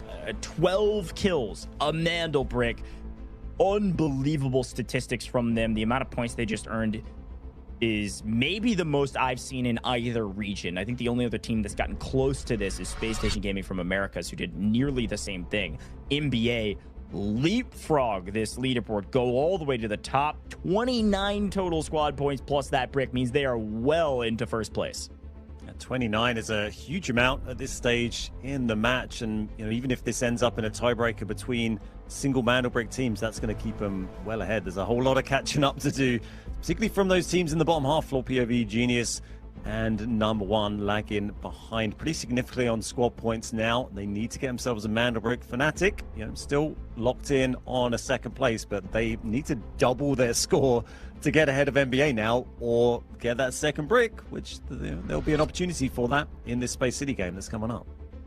That's exactly right. It's going to be Space City until we're done, unless we get to round 7. Then the team in last could choose Brakkesh, but it's going to be Mandelbrick rounds no matter what. So here we go, back to Space City. Now, we will know that teams that got those tier 1 spawns won't stay there, but I think the most important quandary right now is this screen on in front of you. Operators. I mean, Genius can't use a Tempest now. They've used both. They used 1 and 2, and 4 means they're out of Tempest until round 7. AGARTHA has both of theirs. Number 1, everybody else 1. But in general, of course, my eyes are on Mandelbrick Addiction and Fnatic, who can still use that Tempest. Why is Tempest so valuable, Ben? What makes Tempest so different, especially on Mandelbrick rounds? You see her used in so many different ways, just being able to send someone in essentially for free to try and grab that brick, whether it's picking it up initially at the start of the game to take control of it, or whether it's trying to take those decodes. You'll see how teams move in, try to get the defending team to use up some of the utility, and then send the Tempest in, go for the grab, and bounce that back. And that's why it's so powerful. You essentially get a bonus life. You don't leave a player in a difficult to res position. We have a little look, by the way, at those spawns. You can see who's got the list of the prios, and we're going to find out who's going to get the possibly cursed Westgate. Although Fnatic did actually get through in the end. They lost the player and managed to get through. But as you mentioned during that last game, it held them up. Particularly Genius, they got held up in a very long fight, coming in from that dormitory spawn in the end. Yeah, no, 100%. That Westgate spawn is a bit cursed. If you can get through it quick enough, you will be first to the brick, but you've got to get through it without losing a body. If you lose a body, you're down bad. I mean, it is really difficult to get out from there because you have to rotate out in the open. But here we go. Let's see what happens. Round 5. Only 2 teams can close it out. Everybody else hoping that this goes 1 more round. A quick look at operator choices, and everybody bringing in a Tempest that can. Genius, the only team that cannot. Makes a lot of sense to me, but Genius may be first to the brick as they come sprinting this direction. NBA not finding really any hardship making it through Westgate. That's the least contested I've ever seen that Westgate. AGARTHA had moved around and basically just not bothered and given it up, and then they've walked straight into FPOV and Yersai picking up the first knock. That's one of AGARTHA down, and absolutely gifting the Westgate spawn to NBA there. They're going to be very happy about that one. They are well into the middle now. It's Team Genius Gen who got the other prio spawn. They came in from Employee Passage, so they're already nicely in the middle. Along with Fnatic, our other Mandelbrick team, they came in over the suspension bridge, over the keycard. We saw Raid Bull sing up there right at the start. And they are also in the central area. So 3 teams at the moment in the middle, looking for that brick. The other 3 still on the outside of the core area. And this is really good news if you're NBA fans, because they can close out the competition right here. They also have rotated up ramp, and they found themselves over the decoding station they just won at just a moment ago. They now know this is clear. If they play for the brick from this side, they can use Tempest to get right back over here, immediately put the brick into the decoding station, and try to do the exact same thing they just did a moment ago. Quick look at our loadouts. Again, disregard if somebody's not bringing in armor, their teammates are dropping it for them because their teammates have more money than them, etc. There's other reasons why. But you do see AGARTHA in full gold, one of the only full teams in gold on the map right now, so they could have an advantage, albeit they did just lose a player a moment ago. Yeah, An absolutely battered gold army you can see there. Needs a little bit of work getting that back up to top quality. But still, his teams are still limited on how much stuff they can buy as well. So despite, NBA destroying the entire lobby and making their life's fortune in the last game, they can't, go crazy and buy anything they want. There are limits on that. As we see Jen taking another knock. There's Chin's taken out by, who else could it be? It's SkyT. Yeah, and this engagement right here, actually pretty interesting to look at just because AGARTHA is down to a duo, but the fight around Brick is the most important one. So we swing back over there to see Fnatic playing low side here. They do have Raid Bull on the Tempest, and is going to go for the Brick. Not able to get it fast enough as Uvalier. Very well done to hold the right angle, hold the Brick spawn, keep the Brick at spawn, so that when their Tempest ult comes off cooldown, SkyT had moved up and gotten a kill on one member of Jin, but wasn't able to get the Brick. So once it comes off cooldown, you're going to see them make a play for the Brick immediately again. Genius, having lost one, goes for a risky play, and it pays off. Sensing that NBA are paying attention to the Brick, maybe not watching that body, able to grab it. Killo's done very well to get that body and move it back there. Most of the time on these Space City games, you see a knock pop up. Half the time, that's going to be a Tempest, of course, going down, and they're just going to get that pretty much free revive. But no Tempest for Genius. So that was just a genuine, authentic, classic knock, but they are going to get one up. That's Chins who got taken down. Killo getting the res. AGT still have a player down as well. That was their early knock we saw up in the dormitory area, and I don't think they're going to get that back. No, that has gone full now.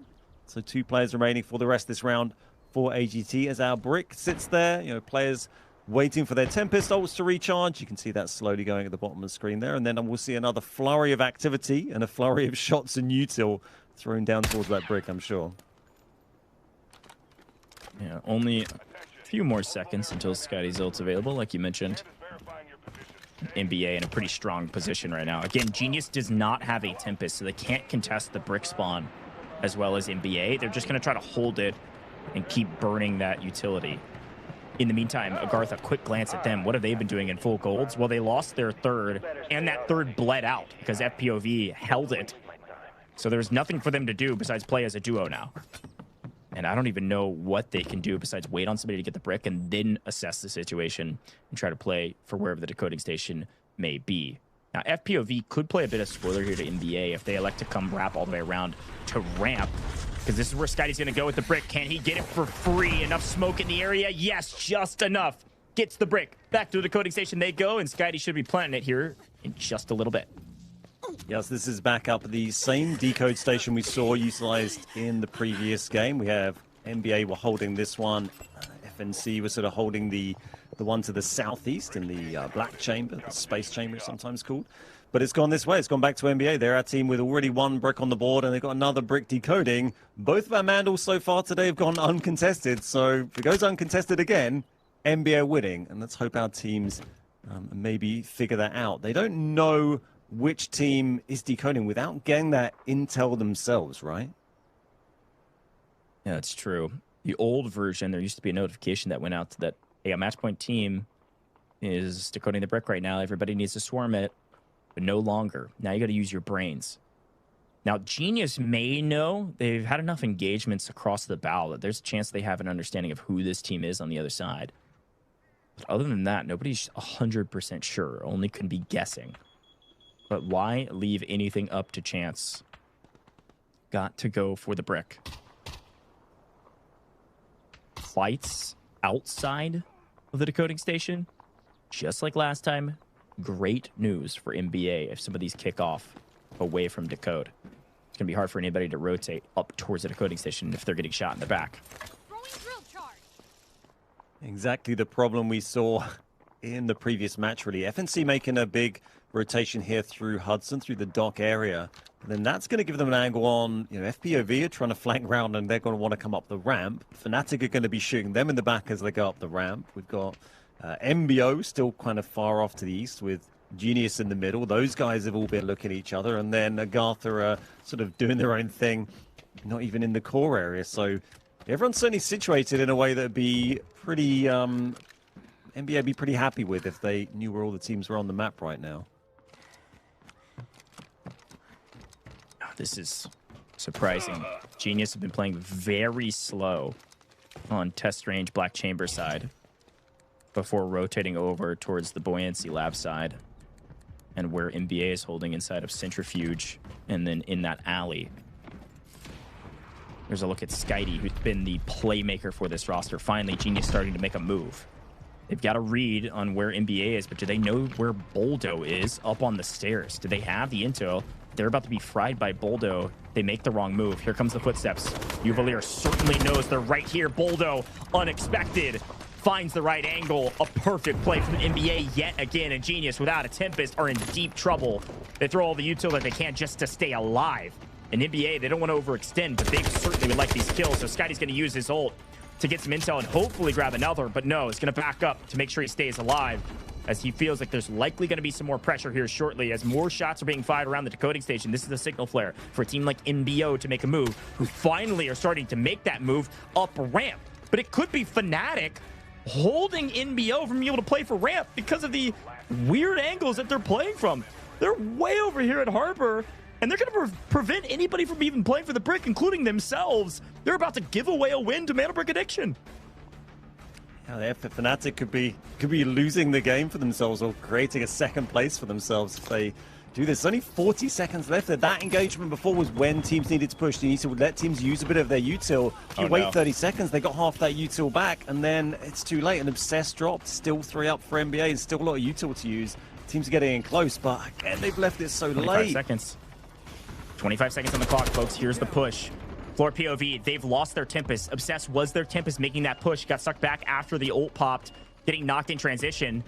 This is it. FPOV is a solo. NBO, a duo. Nobody's moving up fast enough. Here comes AGARTHA finally at the party. But folks, the door is locked.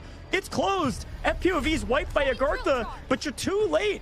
The bouncer's not going to let you in. Mandelbrick Addiction with their second free brick and their free win of the match. Well-earned, gentlemen, to be able to hold things down. And again, just take the game into your own hands. People are just moving too slow, and what they don't know is that it was Mandelbrick Addiction this whole time decoding. They've just lost the match. Mandelbrick Addiction have won, and the rest of this is for that $50 kill bonus. And of course, still for placement in this match, because with only 2 teams on bricks here, Ben, the rest of these teams are looking for their squad points and looking to hopefully not get last, hopefully earn some point in today's match.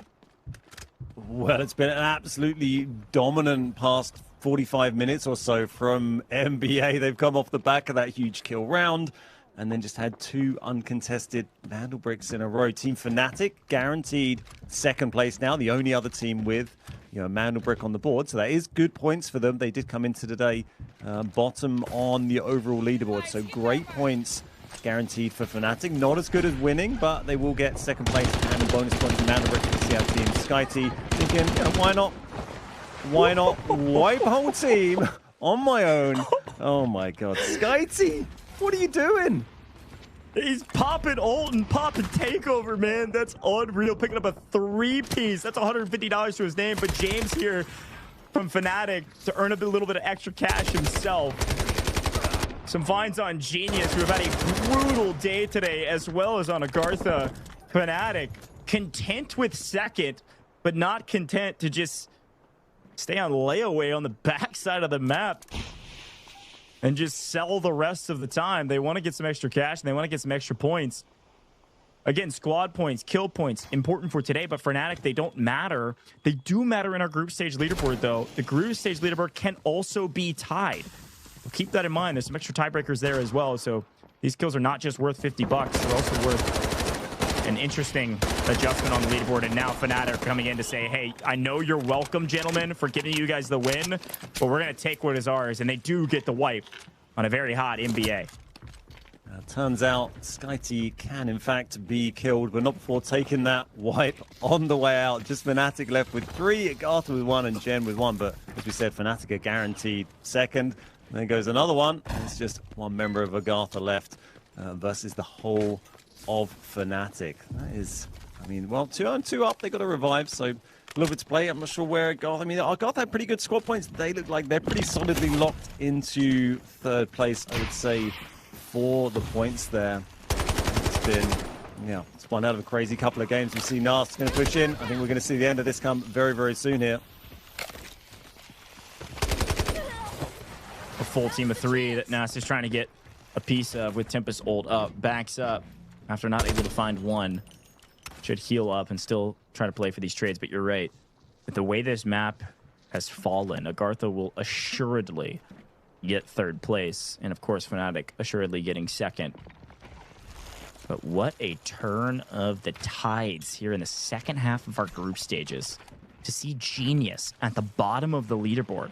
They're currently winning group stages. They're going to get no points from today, but this encounter still matters because of that extra points I talked about. Their group stage leaderboard, if things end up being tied in a couple different forms and fashions, it will come down to some of these tiebreakers, squad points being one of them. So these kills are important in our overall stage leaderboard, but also every player would like to earn a little bit of extra cash, $50 per kill. Yeah, and, you know, not only were Gen top on the leaderboard coming into this, they were top by a few points. I think 4 or 5 point lead at the top of the overall leaderboard for EMEA Rise so far, starting week 3 as we maybe check out a bit of team comms from FNC here. Okay.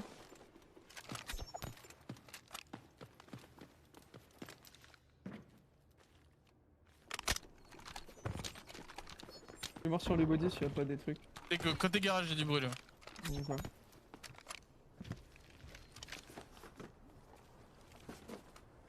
Peut-être ça va se barrer. Ils vont peut-être tenter de se barrer nos backpack pour gagner des places. Non, on peut peut-être les choper. Hein. Je pense que t'as raison. Hein. Ils vont essayer d'aller de nos backpacks. Vas-y.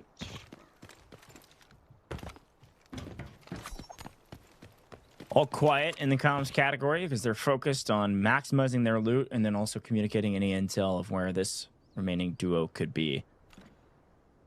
But that was a great call out, Ben. I think so much to play for in these games. In the second half of group stages, as dynamic as the first half, to see Genius. There's so many interesting storylines here. We'll talk about it in a little bit when we see the leaderboard because it's still technically hypothetical, but to see Genius likely get 0 points is basically great news for everybody else because they did have a pretty substantial lead. And to see somebody like Mandelbrick actually get a win here with 2 bricks, 10 points going to the group stages, that might put them all the way in first because Genius did so badly or frankly just had an unlucky day. We'll see. Still an engagement on our hands. 3 minutes still on the clock. Fight still matters, but just a little cherry on top of what was a pretty dynamic day. NBA were 5th place in the leaderboard starting today, so I would not be surprised to see them sing at the top of the table after this. It's certainly going to be close. They're going to be there or thereabouts as we see. And here, the sound of a Tempest push. Moving in, this is Raidbull does get the finish as well on Yaku. Well played by Raidbull there. It's 2v1. That's a great cleanup. And again, AGARTHA's been through the blender and back, so that player having already been to yellow, they're full wiped. No more revives, Nast. Good luck, my friend. He's got 3 kills of his own. Gonna try to isolate some 1v1s or try to rotate their way out to Test Workshop. That's pretty much your only option. Right now, what are you trying to protect? I guess they technically don't know how much loot value the rest of the teams have. They could have a pretty good guess. They don't know that everybody else is dead. They'd have a pretty good guess considering the game clock and the bodies that were seen on the ground. But spotted and on the hunt, FNC will try to track this last remaining player down just for the sake of the extra cash and the extra points. Nast in a bit of trouble.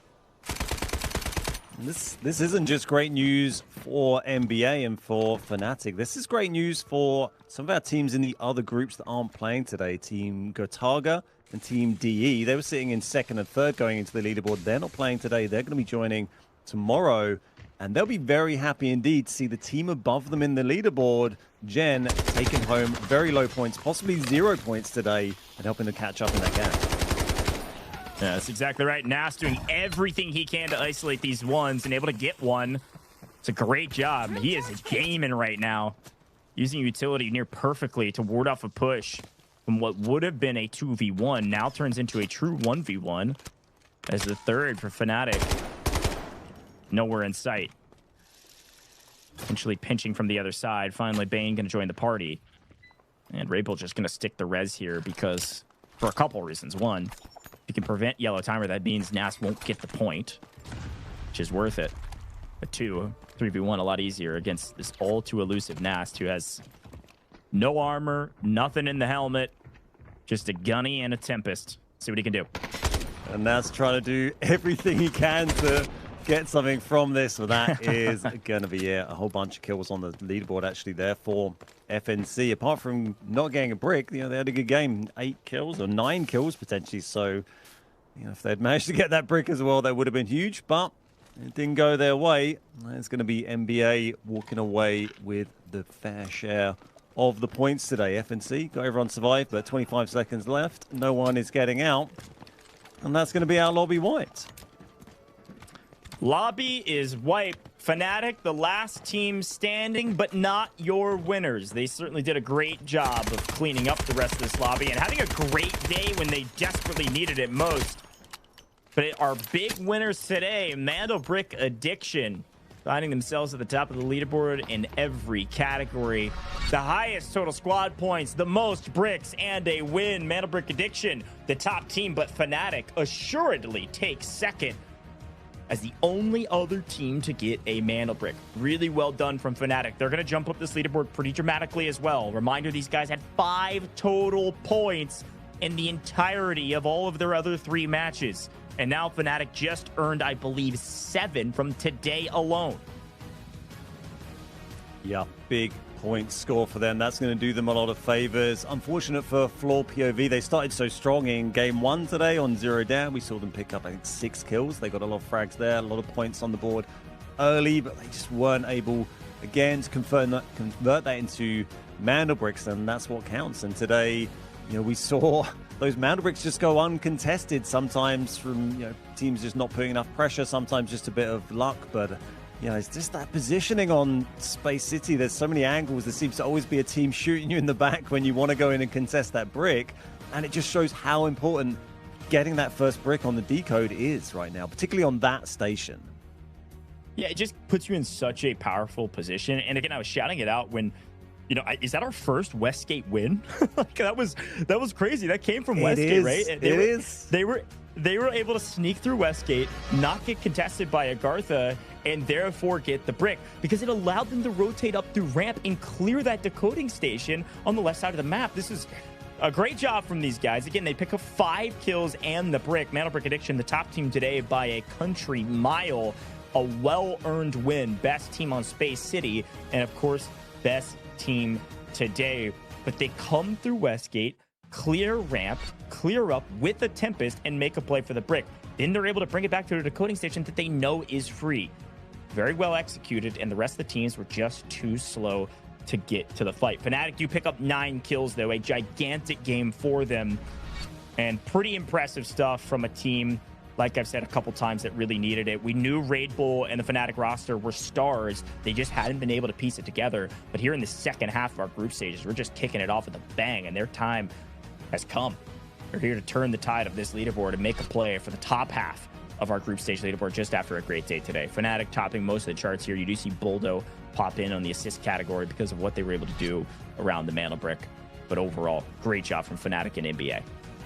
Yeah, huge results for those teams. And you know, once again, we've seen teams getting good amount of kills as well, but you know, not able to maybe take those bricks when it would be needed. This is Raid Bull from Fnatic taking the MVP for Game 5, our final game from today, ending after just 5 matches today.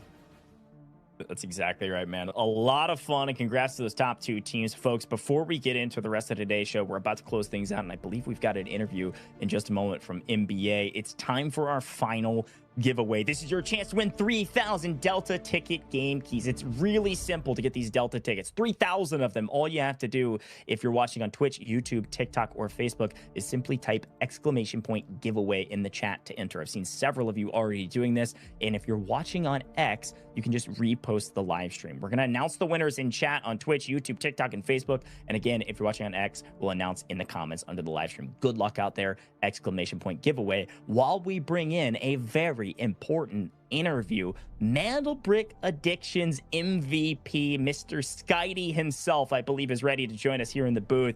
Skydie, my friend, it has been about a year since I talked to you last on LAN. How the heck does it feel to win today's match? Hello, Goji, by the way. First of all, nice to see you coming back to your matches, because like we didn't see you in the first weeks. Nice to see you. You're a very nice caster, so keep continuing casting you, Thanks, please. Man. Yeah, so we finally could just like play properly like we planned, basically, and played with some confidence. Didn't really try to like prepare perfect stuff all the time, just tried to execute some base stuff and had confidence doing this. And to be honest, we also had like good spawns. We also had some teams fighting around the map when we were decoding, so it was kind of lucky for us. In this game, it's quite important, but in the end of the day, we still managed to do 2 Mandelbricks in a row, so it's a pretty good result, I guess. Yeah. Well, that was crazy to watch, particularly that first Mandelbrick game. You just kept getting kill after kill after kill. Was there like anything you came in before today where you discussed changing up your tactics at all? You were sitting in, you know, not a terrible place in the leaderboard. You were 5th going in today. It was a decent spot, but like today you just went off the charts. What was different, do you think?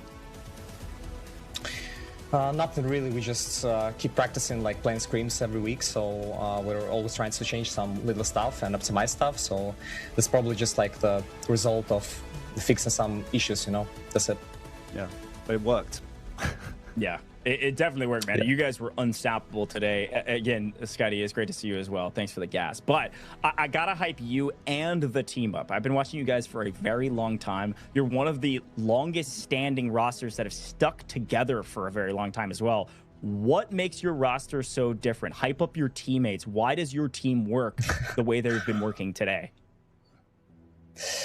I don't know. We just spend like a lot of time fixing stuff, discussing stuff, spend a lot of time on customs, try to create always like new optimizations and find new ways to play. We don't really rely on just like improvising like some teams do, I guess. We always try to like push further. That's probably like the main thing for us, and that what helps us a lot. Yeah, that makes sense. And that final game today, you got that slightly cursed Westgate spawn. Actually, AGARTHA didn't contest you on it. First time I've seen that for a while. How lucky did you feel going in there? Because normally that central command and employee passage, I'd say we see the most sort of Mandelbrick conversions from those, right? I don't know. Like, honestly, for us, we very rarely just can't go through the Westgate. Usually it's fine.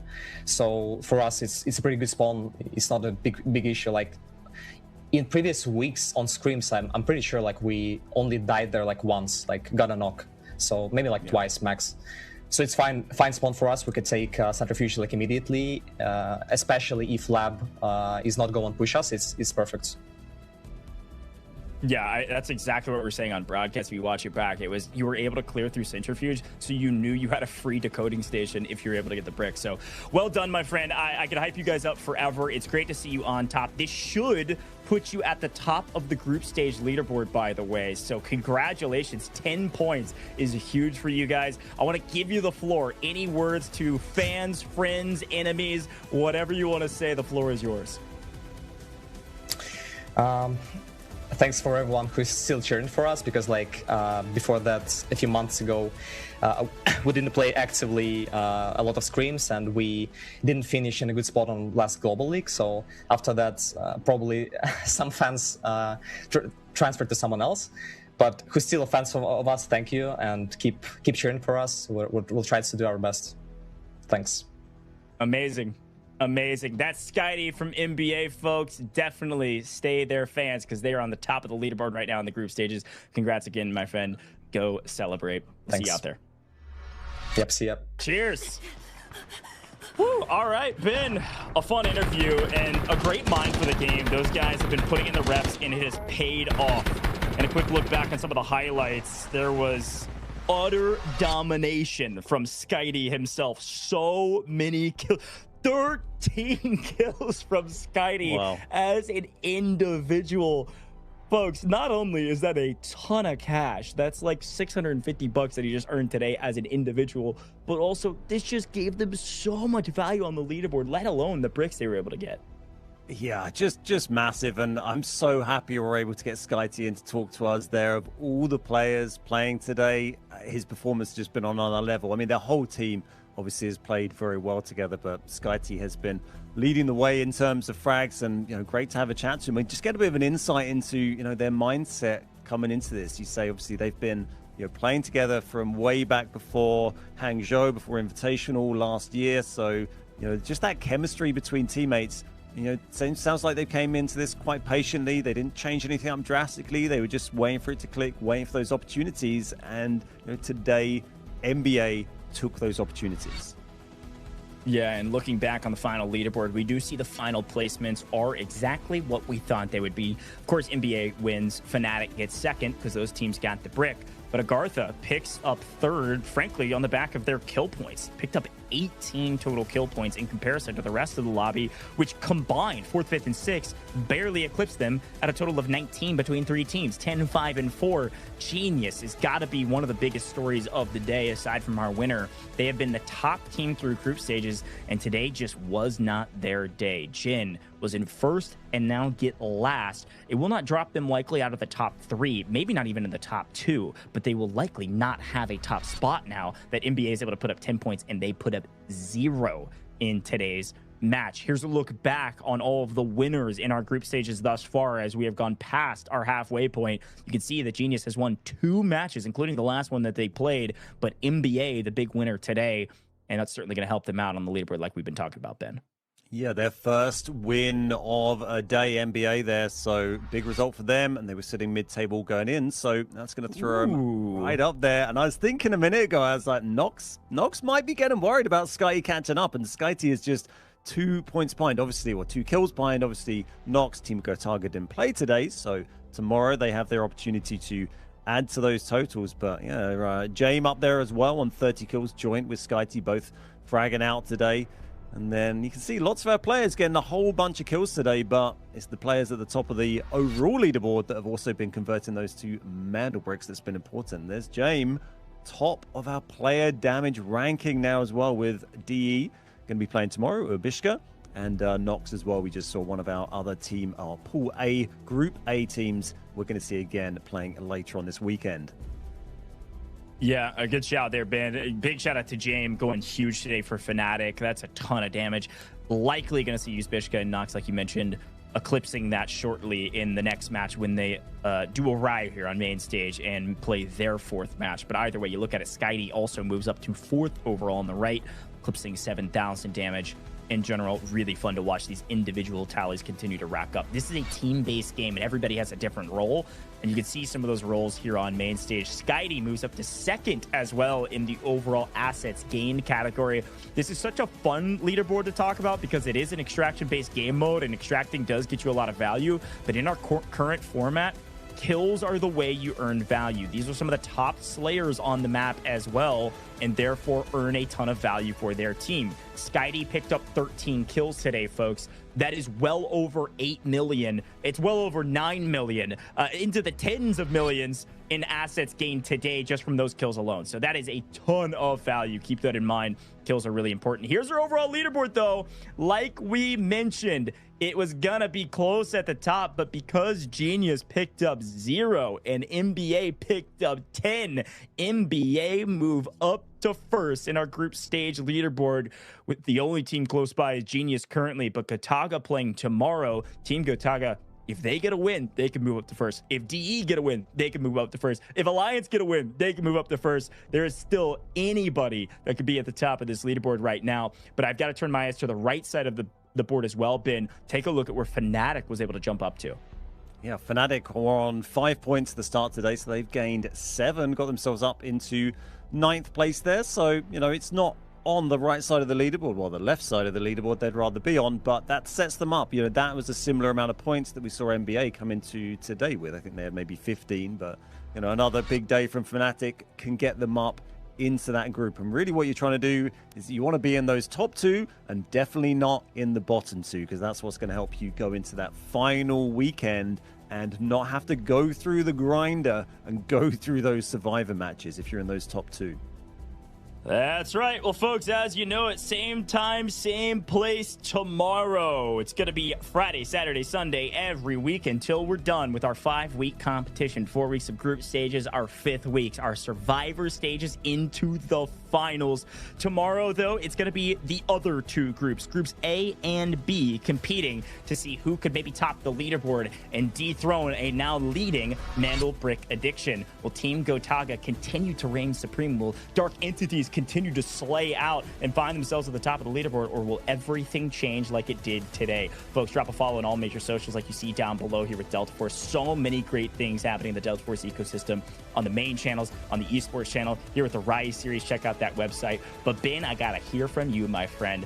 It's time to wrap up the show. How the heck did it feel to join us here on the broadcast? You crushed it today. Thank you so much. It's been brilliant. My first time on the group stages in a huge esports event for Delta Force like this. So absolute pleasure to be here. I've been following it closely, and it's nice to be a part of it now and to see such a great event today with SkyT and NBA putting on a brilliant performance. So pleasure to be here for you all, with you again as always, Coach. Been a brilliant event. Can't wait for tomorrow. Crushed it, man. Really fun to cast with you today. But folks, I've got to turn my attention to you. Thank you so much for joining us. We had some entertainment today on the back of SkyT and NBA, so we love to see it. Everything could change again tomorrow with 2 new groups of teams, 6 new teams joining us, trying to battle to see who will be the top team at the end of our group stages. You're not going to want to miss it. Same time, same place tomorrow from EMEA. And of course, we'll be live a little bit later today for Americas as well, with a couple new faces casting those games. You're not going to miss it. As a final reminder, we couldn't do it without you, the viewer. So thanks for tuning in. And we'll see you same time, same place tomorrow, or a little later today for Americas.